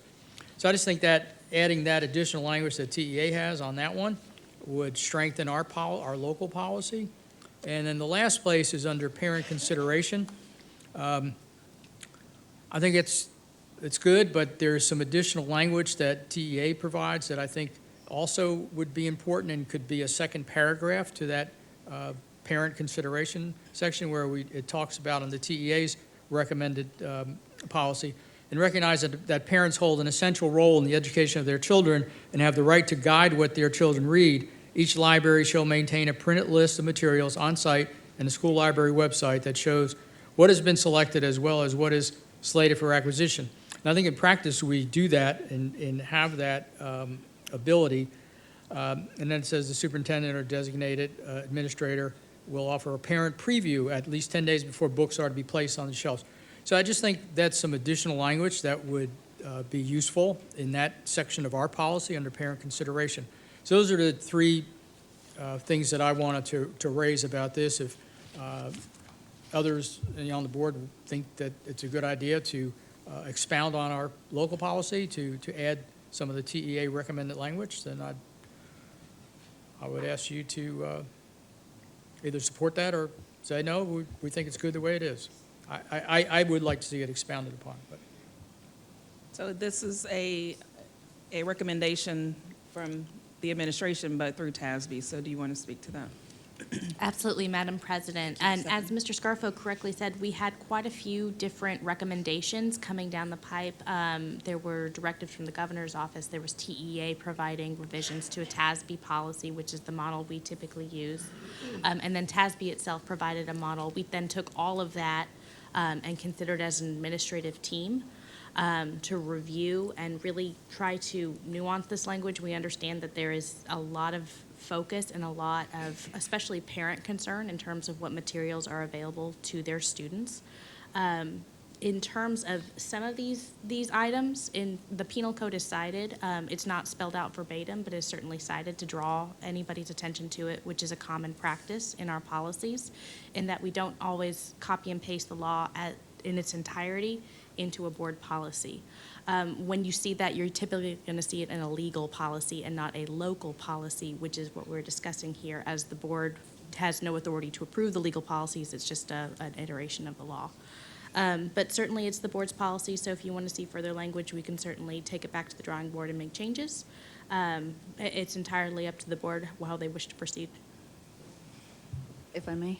Yes. I just, per Stephanie's point, that we did include staff who are close to the library policy in the conversation around this. So I would just ask if the board's going to consider significant changes, just give us an opportunity, though, to take that back and at least have a conversation and then bring it back to a separate meeting, rather than just, change it tonight and not give any opportunity for feedback from the folks who do this work. Editing from the dais also gets a little challenging in terms of bringing back something that's polished and frankly grammatically correct. So again, I would re-urge Dr. Fagan's request. If there is a desire for the board to have additional language, we can always have an amended motion to remove these policies or proceed forward as is. And so this policy doesn't have to be voted on tonight? No, Madam President, it is not entirely the board's decision. Okay. So a couple of things, I guess. One, I could see if there's a motion as is, or an amended motion, or we can poll the board to see if we want to. So the current motion on the floor is the item, well, I'm not sure there is a motion. Did we have a motion on this? No, we just went into discussion prior to the motion.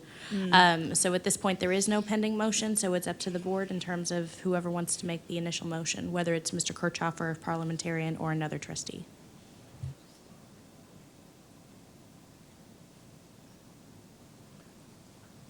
Madam President? Yes.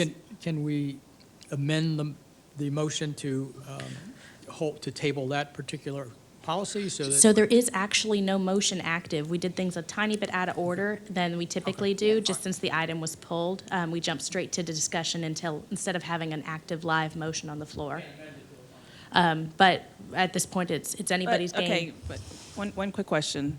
But we could actually pass on this one item, and then you can redline it, give us different options for the board to look at the next board meeting. Yes, I can. There are other policies also included in this item, and it's whether the board wishes to go ahead and take final action on those and take these at a later date, or take the entire item at a later date as a whole.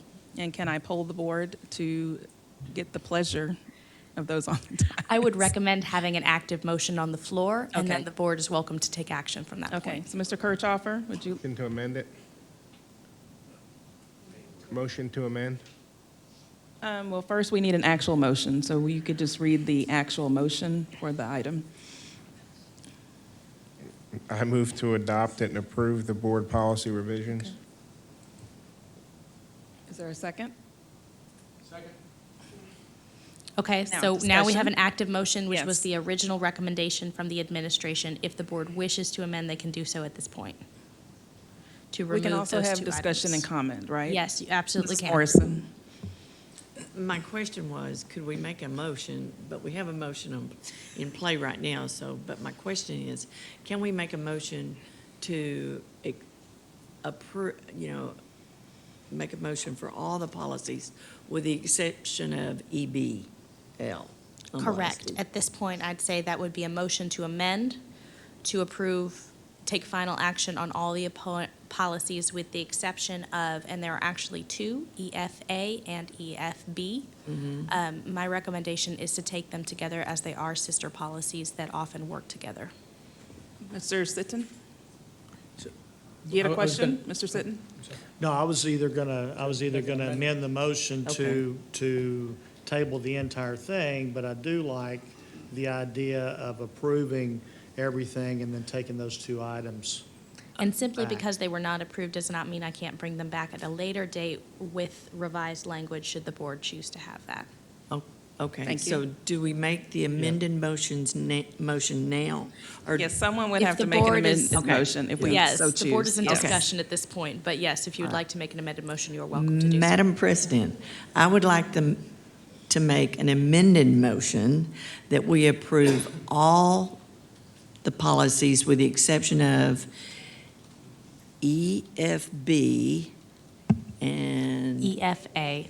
and EFA. Oh, I'm sorry, EFE. Okay. At this point, we have an amended motion on the floor, and the the board can take a vote on the amendment and then go back to the original motion as amended. Okay. Unless there is further discussion, my apologies. Is there any further discussion? Okay, all those in favor of the amended motion? Okay. Mo- Yes. Ms. Parker Ms. was the Parker second, seconded. Ms. Patton. Yes, 7 voted Mhm. for the amended motion. With the exception of EFA and EFE. EFA and and EFB, as in B boy. as in boy.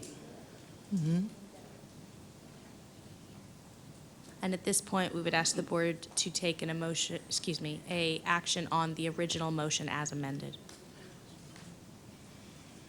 Okay, so is there any discussion I on the original apologize. motion? Okay, seeing no discussion, all those in favor of the Original motion as amended. original motion as amended, please raise your hand. Motion passes 7-0.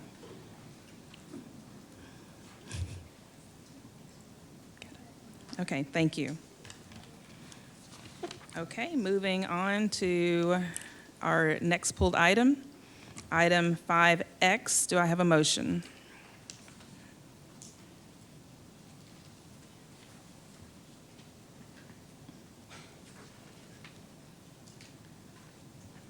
I move to approve the guaranteed maximum price with Manhattan Construction Company to increase the Humboldt High School contract by $3,700,000, is that right? $3,799,498 for a total contract amount of $50,351,370 and a board-approved GMP cap of $51,597,227.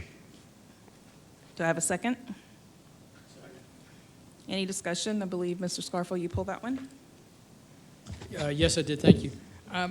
Okay, no great secret here that I haven't been a fan of the elaborate pond, but at $3 million, and even less so, because if I understand this right, it's another $800,000 that is going to the pond, to the need of the pond because of the reworks and the scope changes and whatever else. And I just want to understand if that's the case. It's additional Right, so 800. the escalation in cost that we're seeing in both materials as well as labor is hitting all of our projects right now, and we're working through that with contractors.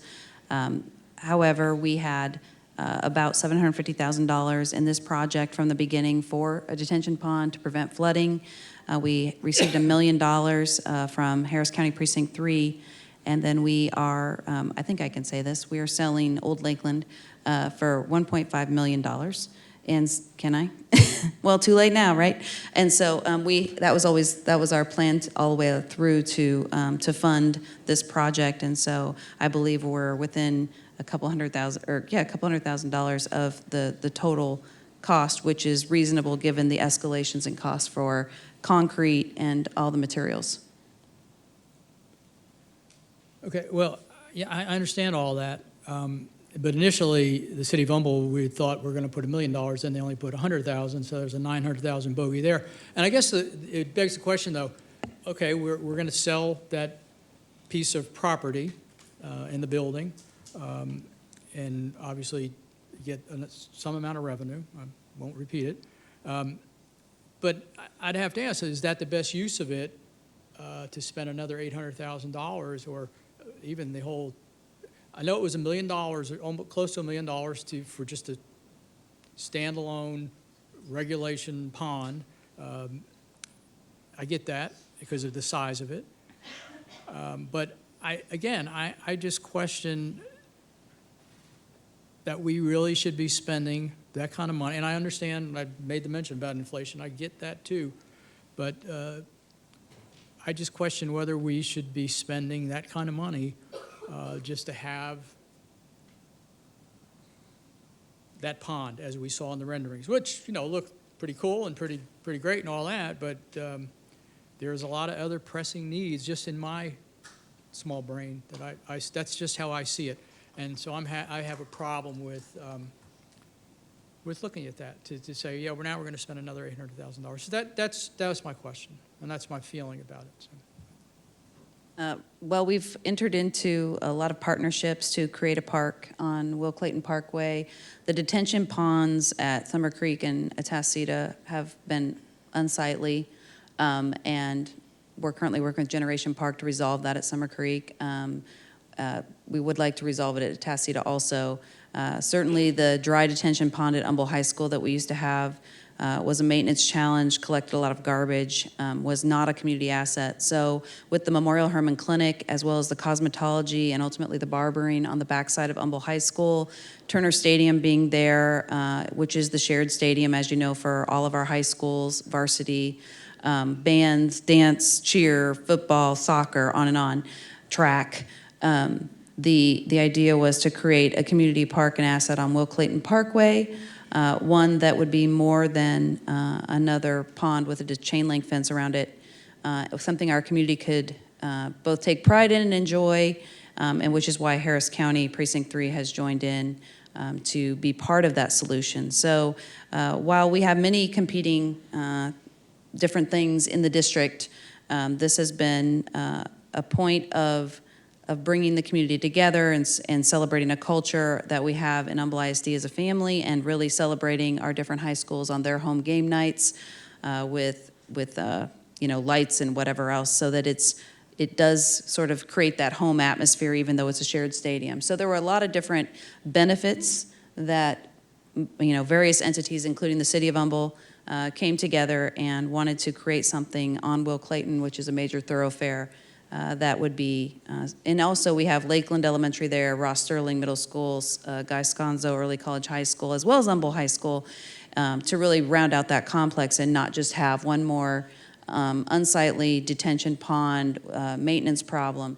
This is a much better use of the space, really, for the community and everyone.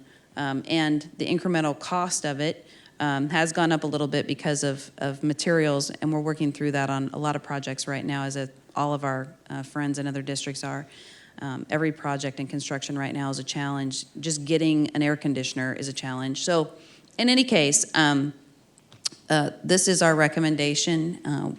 We believe in the partnership. We believe in what it provides Humble ISD and the Humble High School complex.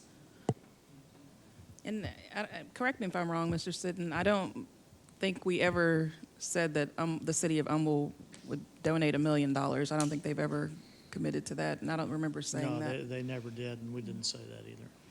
I mean, and the only other thing I would say is, it's not just school districts suffering from the supply chain crisis.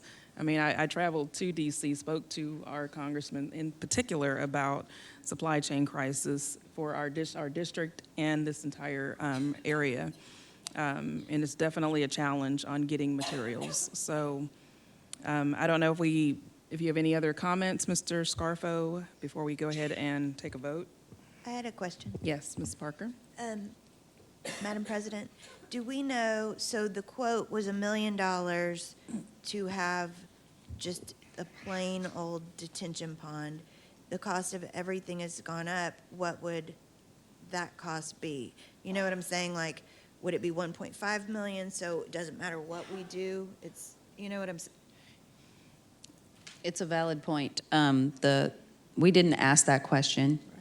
Certainly, Manhattan Construction could provide that to us, but the reality of this is that everything has gone up substantially. Concrete is being, rationed in Harris County, and it's a lot more expensive. And so anytime you're going to do something with concrete, you're going to pay more right now. We actually did a lot of minor changes to keep the costs down. And we also have worked really hard to raise additional funds so that the entire burden of this project was not on the district and our particular funding sources. So I think that we've really worked hard to make sure that this is an economically appropriate project, but also a point of pride in the city of Humble, and not something that everybody drives by on their way into Turner Stadium and says, that is really unfortunate that looks like that, because you have to have detention. Obviously, we've all been through flooding, and we work really hard to make sure that we manage our water. And so we're going to do that for this complex in this way. But it creates a large detention pond. I mean, the only thing I would add to that, too, is, even speaking to Commissioner Ramsey's office about the detention pond, several of us up here live in master plan communities, for instance, and we don't want eyesores when we turn into our neighborhoods with detention ponds. So that's why a lot of the communities actually build some type of fountain or different things in order for it to be appealing. So thinking about that main thoroughfare on Will Clayton, it's a huge area. So we could just essentially what I would call a ditch and put it there. But I think it's a disservice to the community that we serve. I think the city of Humble deserves better than that. And to me, this is something that not only supports our high schools on football night and all of those things. Yes, that's great. That's the gravy, right? But it's also something appealing that we can share in conjunction with the community. And I feel like when we talk to, for instance, Commissioner Ramsey's office or the city of Humble, they also see the importance in that, and that's why they have partnered with us. Yes, Ms. Morrison. I would also like to add that, go back to the statement of park. We need more outdoor facilities for our kids and our communities. And I don't know how many of you drive down Will Clayton. I do a great deal. I do. And our families use those parks. Our families go outside, they walk, and you need safe areas. And there's nothing worse than a ditch and an old dirty pond. And it is sad that Atascocita High School and Summer Creek have, gators, did we not have gators? It's sad. Some people may not think that's important. Some people may not think that people need places to go and places to utilize our facilities. But it's their tax dollars too. And everybody deserves something nice. And I'm excited about being able to utilize it and kids being able to bike around it and parents being able to walk around it. And I agree, everybody deserves something beautiful. And not everybody has those beautiful areas. And that's what I have to say about it. So I'll agree to disagree. I don't think it's wasting money. Mr. Scarfo? Yeah, that's really the point of it, though, is, the city of Humble, then if it was really that important, why wouldn't they have wanted to invest more money into it? And then secondly, they are tax dollars. See, that's the problem, is how those tax dollars are spent. And Ms. Lamont Dixon, you mentioned about, in a master plan community, they'll put in fountains and this. Well, but that's private money. So they can do whatever they want, as far as that goes. But this isn't, and that's the only reason I question it, is that they are tax dollars and we are the stewards of that money. And I'm sorry, and Dr. Fagan, I understand everything you said, and I don't disagree with those points.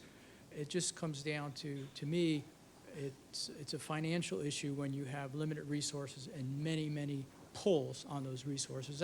that's where I stand on it. And I'll No, I'll I stop understand, because and we don't need to Yeah, belabor it. and I, because- and I would just say that most parks are tax dollars. If you look at, if you look at Shop Park, if you look at the park that they just built over behind Rosewood Funeral Home in Atascita, most parks are taxpayer-funded, and taxpayers like to have green spaces and parks available to them. And they also like it when their governments come together and work together in the best interest of everybody. And so I think that that's what we've tried to do here, is create a win-win scenario for everyone. Okay, any other discussion? All those in favor? All those opposed? Motion passes 6-1. Moving on to our remaining pulled item, item 5BB.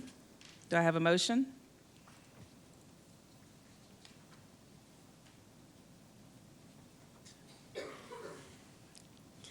I move to approve the renaming of North Bell Elementary School to North Bend Elementary School, with a new name taking effect when the new campus opens. Do I have a second? And I pull that item. I just wanted to make sure we took note in that moment. This is a major change in our district, that we're renaming North Belt Elementary School to North Bend, and I'm really excited about that. And just wanted to pause in this moment so that everybody recognized that. And I hope, Ms. Schultz, that North Belt Elementary, the staff and students are really excited about their next chapter. Yes. Thank you. Okay, Ms. yes, Dixon, go ahead. I'd like to Mr. say a Sidney. couple of things, because I've got a lot of peers that went to North Belt back in the day, and they've asked me about it. And so if you think about the historical significance of the new location of North Belt, when it was originally built, it was built on the North Belt, and that's thus the name. I think it was very important to maintain some consistency as well. The NBE, North Belt Elementary, the initials. Technically, that's not the north end of the district. I understand that, but keeping that, trying to keep some sense of consistency there. It is located on Bender, so that's where the Bend comes from.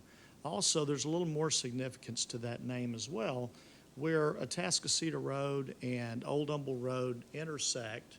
It creates a Y, and then it turns and goes straight on out to the Beltway. Back years ago, that intersection was called the 3 Mile Bend. And the old local folks still call it 3 Mile Bend. And so you add those things together, the initials, the street, the significance of that area, North Bend really made a lot of sense. And then with the new mascot, the Explorers, with the school looking like a lodge, I think it all works. And I think that those that went to North Belt, it's always tough when you feel like you've lost your identity, because that's where you went to school, that's what you identified with.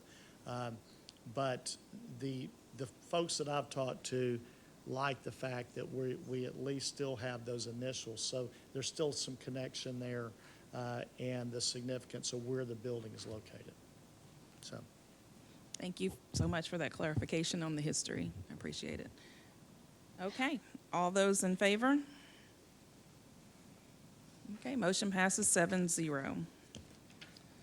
Okay, let's move on to our item 6B, which was our second information item. Financial service reports is a monthly administrative item. Any questions or discussion from the board regarding this item? Okay, seeing none, we'll move on to item 7A is our first action item for tonight, the 2022 tax rate adoption. Mr. Kirchhoffer, do I have a motion?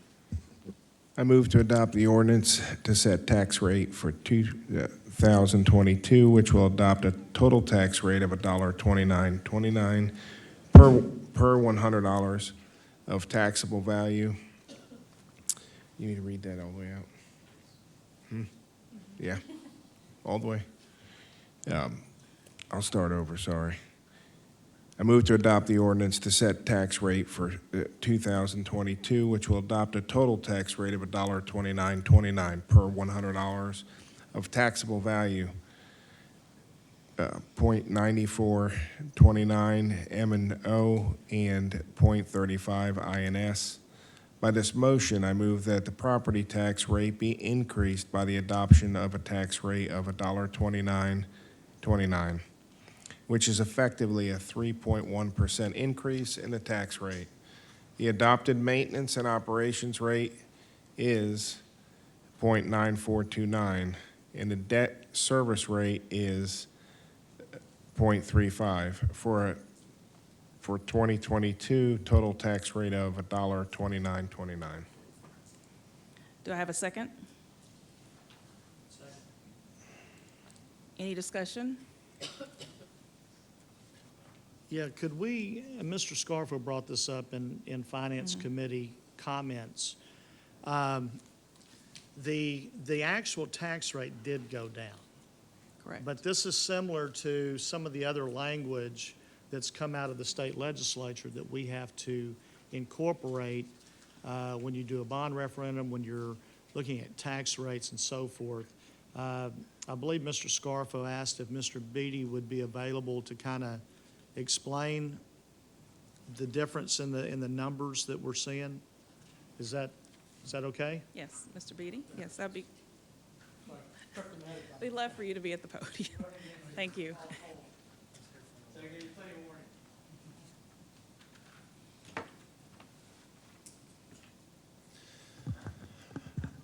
So we kind of alluded to that it is, there are a lot of numbers, and House Bill 3 brought a lot of changes to school finance and tax rate calculations. So there are a few different tax rates involved, and so no new revenue, that would be the rate at which we would receive the same amount of revenue on the same property. And that no new revenue rate is calculated in Truth in Taxation worksheet. There's also a voter approved tax rate. And so the voter approved tax rate is the maximum rate that the district could adopt before it'd have to have a tax rate election to adopt that rate that would exceed that voter approved tax rate. And then the adopted rate that we're recommending tonight for adoption is a rate that's calculated based off of House Bill 3 formula that takes into consideration compression. So a big part of House Bill 3 was that as property values increase, then the tax rate starts to decrease and compress. So this year, due to our property growth, which was almost 10%, we hit our max compressed rate. So the max compressed rate is the highest tier 1 rate that we could adopt. And so the adopted rate is the max compressed rate for us plus our enrichment pennies, which during House Bill 3, when it was enacted, our enrichment pennies on tier 2 tax rate were also compressed as well, which give the total M&O tax rate. So that max compressed rate plus the enrichment pennies, that's the golden and copper pennies, equal our maintenance and operation tax. And then we add in the 35 cents that we committed to maintaining for debt service into that, which gives us our total tax rate. Since we are adopting a rate that it is below our voter approved tax rate, but it's higher than the no new revenue rate, remember that no new revenue rate is the rate that we would generate the exact same amount of revenue for the new year. Well, that doesn't take into consideration we do not have the same students and the same student needs for that new year as well. So it's a comparison tool, but the adopted rate that we're recommending does take into consideration the changes to serve our kids, and so just this year alone, if adopting a no new revenue, you would not take into consideration any inflation, which we've talked a couple times about tonight, where I think the latest numbers were 8%, 8.3% that was released today. Yeah, so the no new revenue, when we adopt higher than that, that's what we have to, that we're required by statute to say that we are effectively raising the rate, although the actual overall tax rate is going down. So, but the no new revenue doesn't take into consideration any changes for the year. So we're growing, we have new students. There's no student stays the same every year. New needs, and so that's kind of high-level summary of the tax rate and what all those different rates mean.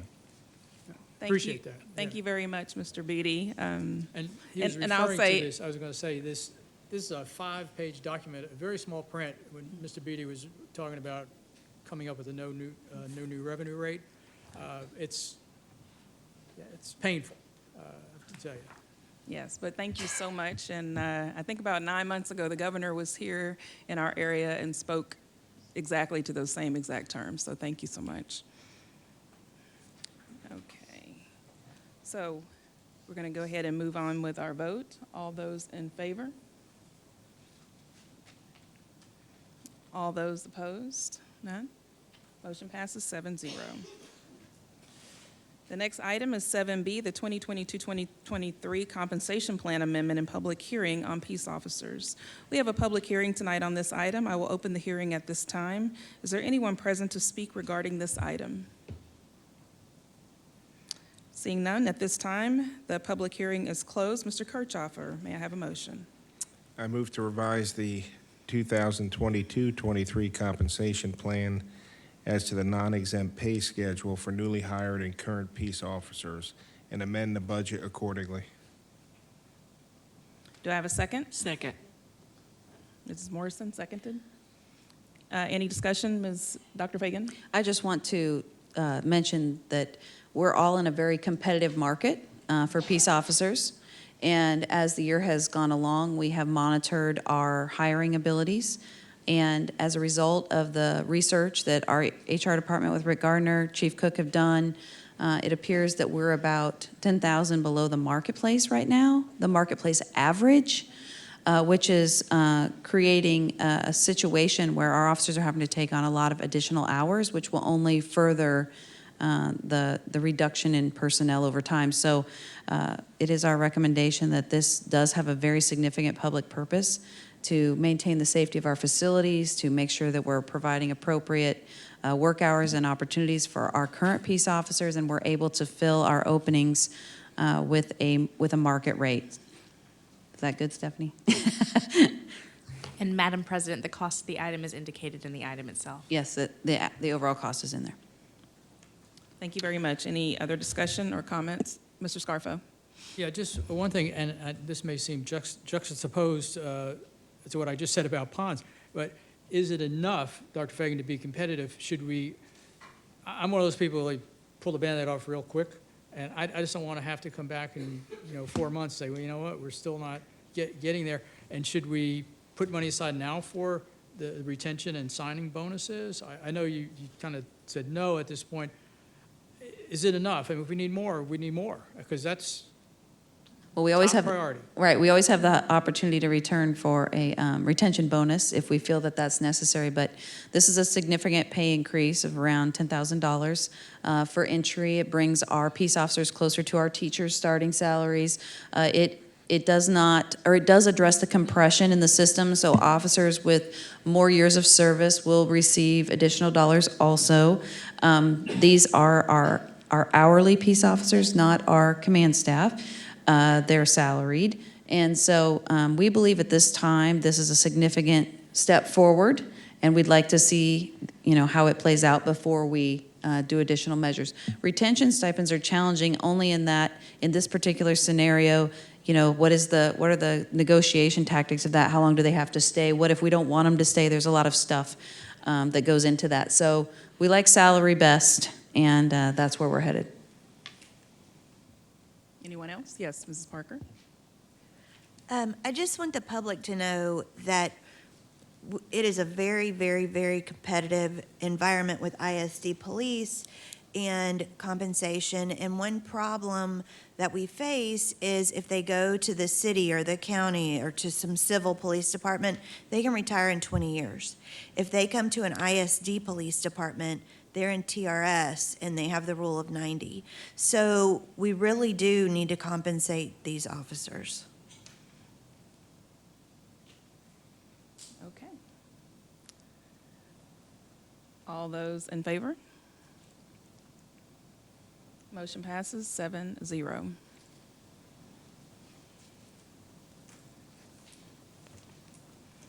Okay, so now we're moving on to our next item, item 7C, Amendment of Board Operating Procedures and Board Policy, BDAA Local.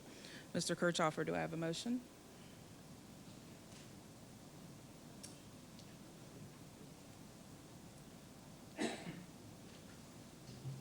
My apologies, Madam President. The administration has no recommended motion on this item tonight. Okay, so we would have to make our own motion. Is that what you're saying? That is correct. Okay.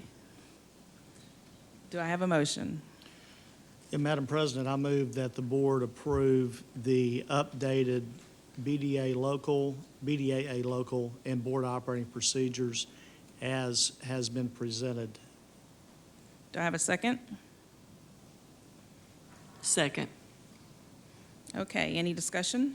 Yes, ma'am, if you don't mind. Mr. Sitton, yes. So a lot of the confusion that's happened over the last few months is legal, local, procedures. Bottom line is legal is what we have to do. We can't stray away from what's legal. Local is what we want to do. And procedures is how we accomplish that. When we, as a board, develop a procedure like board operating procedures, we're also approving those. And that elevates that particular type of procedure to the same level as a local policy. So that's part of it. Now, how does that process happen? Well, we saw it tonight in motion. TASB has an update. We bring that to, or legal brings that to the board. We can accept it as is. We can, as Mr. Scarfo did, we can recommend changes to that policy. At the end of the day, the board votes to approve that legal, I mean, not legal, but that local policy based on any updates. When you look at some of our local policies, like BDAA local, that was issued back in 2006 after update number 79. DBD local was issued in 2014 after a similar update and so forth. Board operating procedures were developed and adopted by the board via vote in December 10th of 2013 and then amended again in 2019. So in May, an explanation was presented to the entire board regarding how we choose officers as established in board operating procedures. In June, a vote was taken by the board that varied away from that board operating procedure, with a second vote taken to amend the board operating procedures at a future meeting, which is what we're doing tonight. But that vote also varied away from BDAA local, stating a board member could not serve a consecutive year in a specific officer position. This local policy would need to be amended as well, and we're prepared to do that tonight. With that said, though, there's been very little comment over the last few months about how we elect officers with the rotation. There's been a lot of conversation around this no officer can serve in consecutive years, both of which were board policy or board procedures. It's also interesting to know when you look back in history, there is a past precedence for this very thing. In 2007, Jill Meggers passed away. during his reign as president of the board. The board at the time voted to just rotate all the officers up, which had Mr. Dave Martin become president of the board at that time. Then in June, after the May election, when the board chose to vote on officers, they chose to keep the slate of officers identically the same. And the way they did it back then, they voted on each individual position. And then the president that was approved then nominated basically that slate individually. And that vote was unanimous. As a matter of fact, when Mr. Martin was nominated, Mr. Scarfo seconded the nomination, and then the board unanimously approved that. I totally 100% agree with what they did. I think it made sense. However, the local policy probably should have been changed at that point. It should have been tweaked because they varied away from that as well. So what we're here to do tonight is kind of clean that up so that that doesn't happen anymore. You know, you have deaths, you have resignations, you have loss of confidence. You have many reasons why a board would vote the way that they vote. And so if that policy probably would have been cleaned up back then, we might not be in the situation today. Maybe we would, I don't know. But at the end of the day, this has happened before. And the only one that's up here that was involved in it before was Mr. Scarfo. Now, I really don't think they knew it, that board at the time, because again, it was never changed. And so I would have done the same thing. I have no problem with what they did. But at the end of the day, it has happened before. We did vote, we did follow up the officer vote with another motion to fix what we're doing tonight. So just So wanted are to. you saying that in 2007, that all of the officers remained in their positions for 2 years? Not, so the president remained the same, I understand Dave Martin, but the other ones It's what as it well? appeared. It's what it appeared. There was one set of minutes that was missing, that was mislabeled, but it did show Mr. Martin calling the meeting to order and so forth. And based on the minutes of the following meetings, the appearance was that the entire slate just rotated up.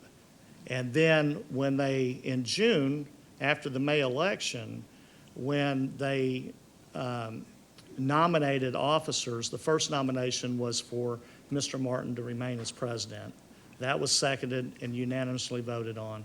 And then Mr. Martin then, this is the way they did it back then, instead of a slate, he nominated the vice president, then they voted, nominated the secretary, then they voted, then he appointed the parliamentarian. So. Okay, so that's just a little more background. Anyone else? Yes, Mr. Scarfo? Yeah, thank you. I don't know what year you're speaking of. I didn't get elected till May of 2008, so probably wouldn't have been till June of 2008 that I was actually on the board. But I have a question, Ms. Mayor, I think maybe to you. Normally, how we do policies is we have what they'd refer to as a first reading. And I guess my question would be, why aren't we doing that tonight? Because we haven't had BDAA local on the agenda as we did with the group that we voted on tonight. They were on last month. So I would just ask, why aren't we doing that now? What's so? Absolutely, that is our current practice, Mr. Scarfo, but as you can see from this agenda itself, we've deviated several times. If you look at the policy CDA, that too was brought as a one-call shot. It's unusual for the board to do so. We like to give you plenty of time. Sometimes those policy updates are quite hefty, but it is certainly not illegal or in anything that is outside of the board's current practice. It's just not our usual practice. Okay. And, all right, then I'll just talk to you guys, we got the draft, it says draft on it, the board operating procedures. We didn't get a red line version, so we had to kind of go through and figure out. Mr. Scarfo, the red line version is in your executive content. Okay, and I didn't see it, but it's, okay, I was able to go through it. It was only 2 pages, I think, that had it. I just don't understand, like, why is the president different than the other officers? Because you're still doing rotation according to this policy for vice president, secretary, parliamentarian. And the president, though, is going to be elected. And then all officers will have a term of 2 years as opposed to 1 year. And then as far as president, you have to be on the board 3 years to be able to be considered, unless there's nobody on the board that's been here 3 years, then it goes to 2 years and 1 year. So to me, I don't understand why people are elected and they should be able to serve in any of these offices. There shouldn't be some hoop to jump through. And rotation has served the district very well I've been involved over a 15-year period. And I think and having the term limit also in terms of an officer position has worked very well. Because it really helps to keep the politics out of this stuff, as you've seen. And I think this is a case of, well, let's try to go back and we're going to try to fix things because we didn't do them right the first time.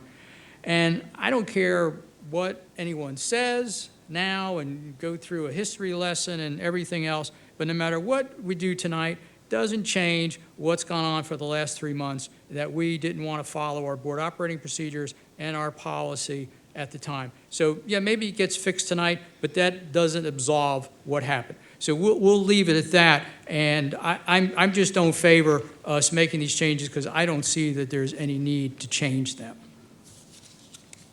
Thank you. Anyone else? Mrs. Parker? I support the rotation. I am in agreement with Mr. Scarfo. I don't see any need to change it. It's worked well for 15 years. Other districts have asked for the policy. When you go to TASB and talk to other districts that elect their president, they run into problems. And I just like the rotation.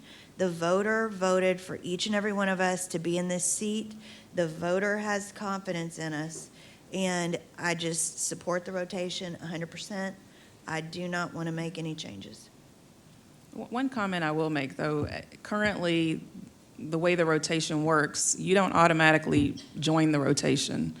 The board president actually has to appoint you into the rotation to be in the parliamentarian seat. Just wanted to clarify that, because just because you are elected, you're not necessarily part of the board officer rotation. So a person could be skipped over, essentially, if the board president did not appoint them to be in the parliamentarian seat. Just wanted to clarify that. But we made that change, that the parliamentarian position was part of. No, we didn't, we tabled it. And then the other thing is, I agree with term limits, for sure, and that was included in the language, to have a term limit. And the other idea, and I understand what everyone's saying about the single-year rotation, but one of the ideas behind that in committee was that we were tying it to election years. So every year that we have an election, then it would rotate. Does that make sense? So that was kind of the idea behind that. And, and as we're asking questions here, I mean, Mr. Scarfo, do you recall at all Mr. Martin serving 2 terms as president? Well, it was a partial term. It was a partial term because Mr. Eggers passed away. I wasn't on the board at that point. I didn't get elected until May of 2008. And so I don't remember when Mr. Martin served. I believe he was president in 2008, but he wasn't president for very long for that first term. He was serving, completing as vice president, and really he was, as vice president, he was completing the term of the president who passed away, which, that God, unfortunately that happened. But it does happen, and that's why it works that way. So I don't recall, like I said, I don't think he didn't serve very long for that when he stepped in as vice president. But I would like to hear from some of the other board members, Mr. Kirchhoffer, Mr. Holmes, like I've heard from Mr. Sitton things, I heard Ms. Parker, Ms. Morrison, Ms. Dixon. I'd like to hear Lamont Dixon, and I'd like to I hear will what call you on them guys- if they would like to speak. Yeah. Mr. Kirchhoffer?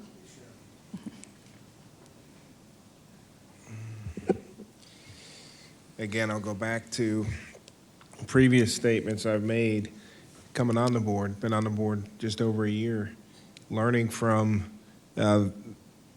the tenured trustees how it all works. Chris and I came on together, Ms. Parker and I, and, you know, for the first 6, 8 months, the policies were in place that Mr. Scarfo's talking about. So that's all I ever knew. That's what I looked at. So looking at it, just kind of, it's like a playbook.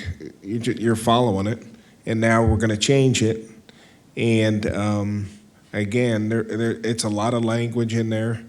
I see benefits to why we're doing it. I personally would want to, if we're going to vote on this, then I'd like you to push it back another month to discuss it more. Okay. That's just that's how I feel. I'm not against it. I'm more for it, but I think let's do the due diligence as a board. Let's go through it. We're all elected officials up here. Let's get it right. That's how I feel. Anyone else?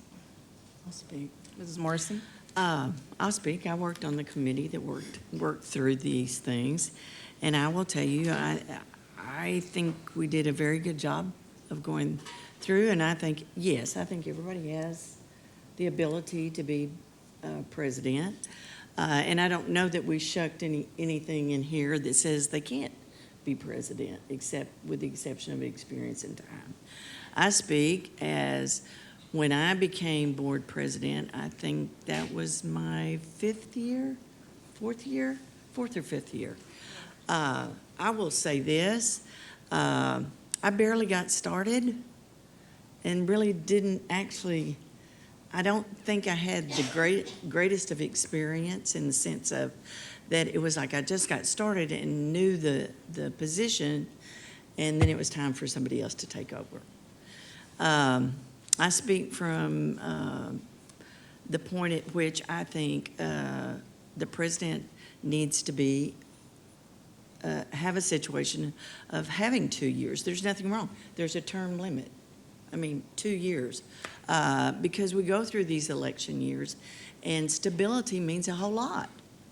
And again, I think experience-wise, it's nice to have someone in the office that has enough experience and has been on the board for at least a few years.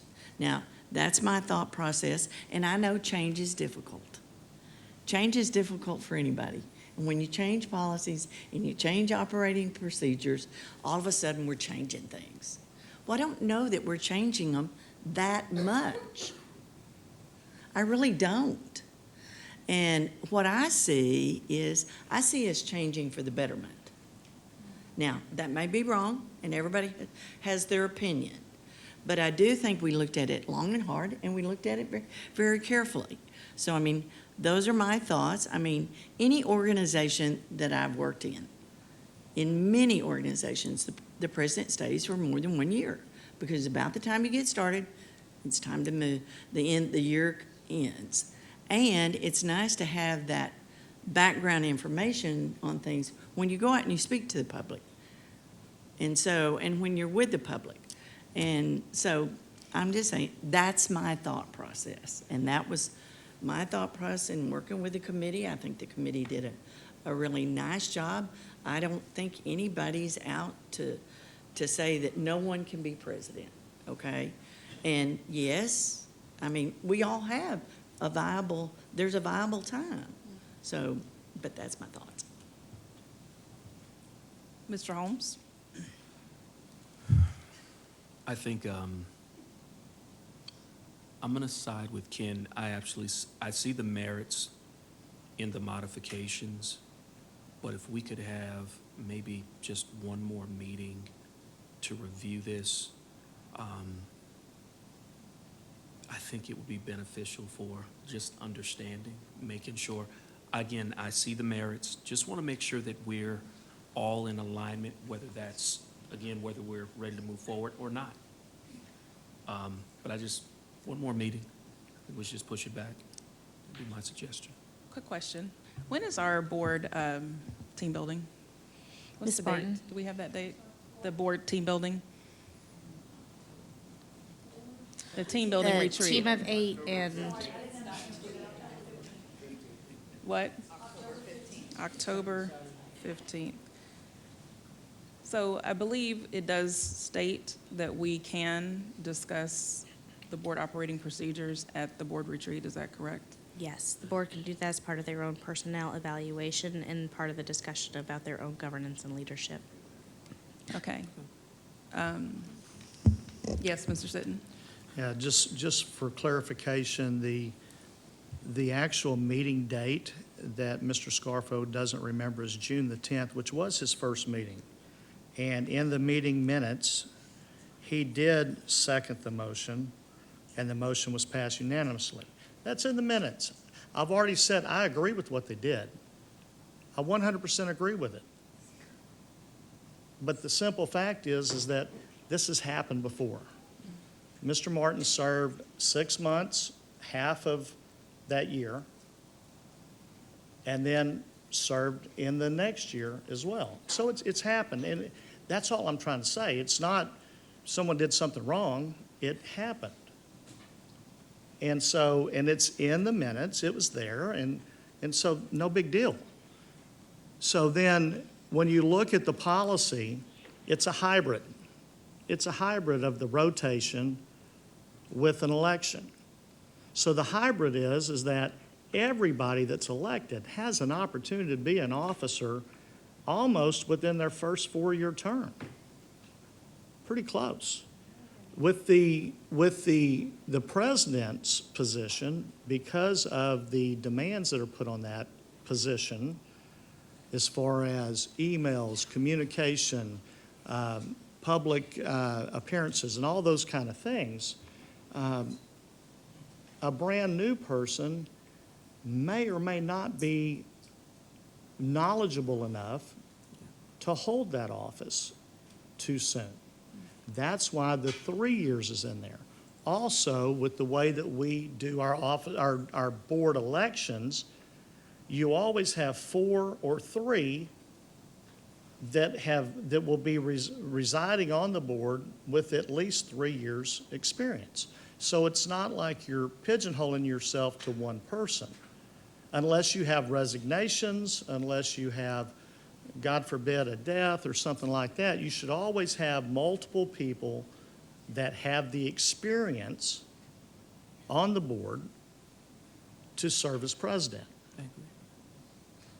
And by law, we have to hold officer elections after a school board election. And we only hold those every other year.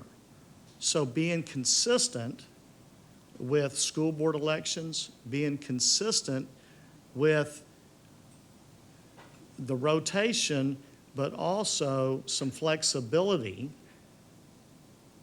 to me makes sense, and that's what the committee looked at when we were going through it. Mrs. Parker? I'm in agreement with Ken and Marcus. I think we need to pump the brakes and discuss it October 15th. Anyone else? Yes, Mr. Scarfo? Yeah, Ms. Lamont Dixon, thank you. I'm sorry, but all those reasons are really nonsensical to me.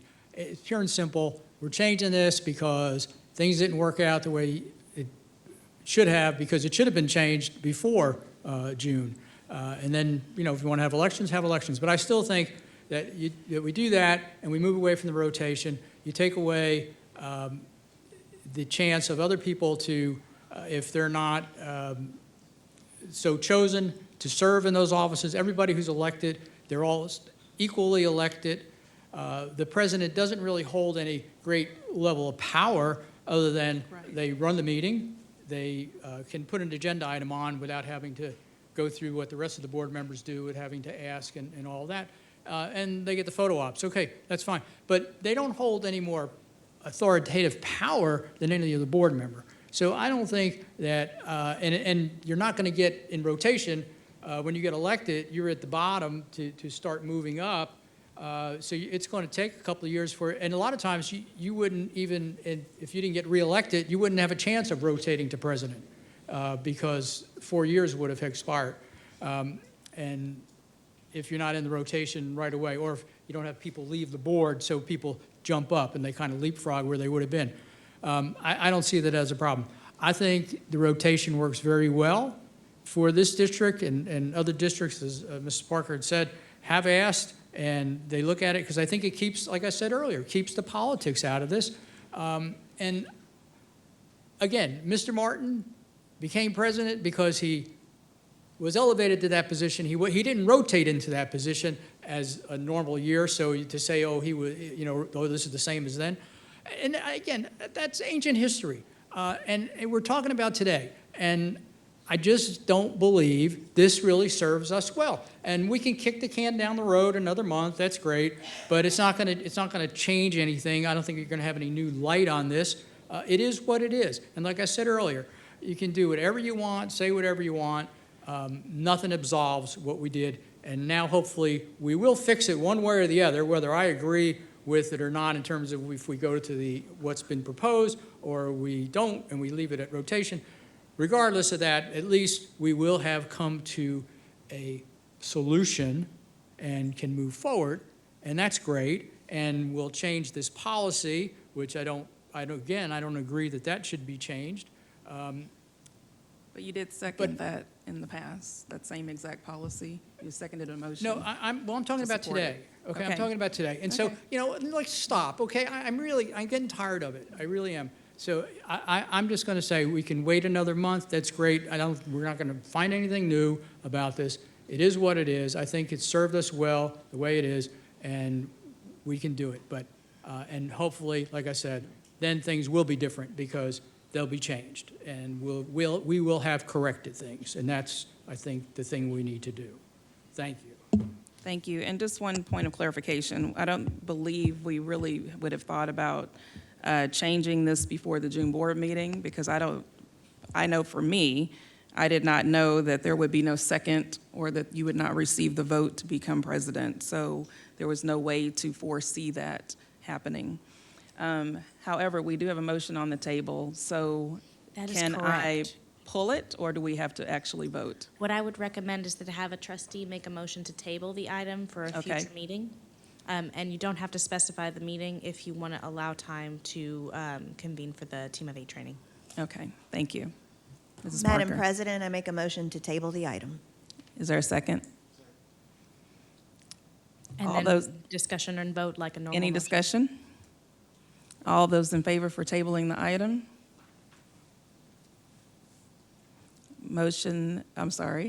All those opposed? Motion passes to table the item 4-3.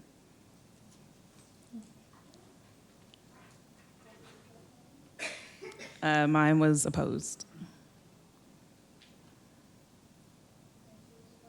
Yes.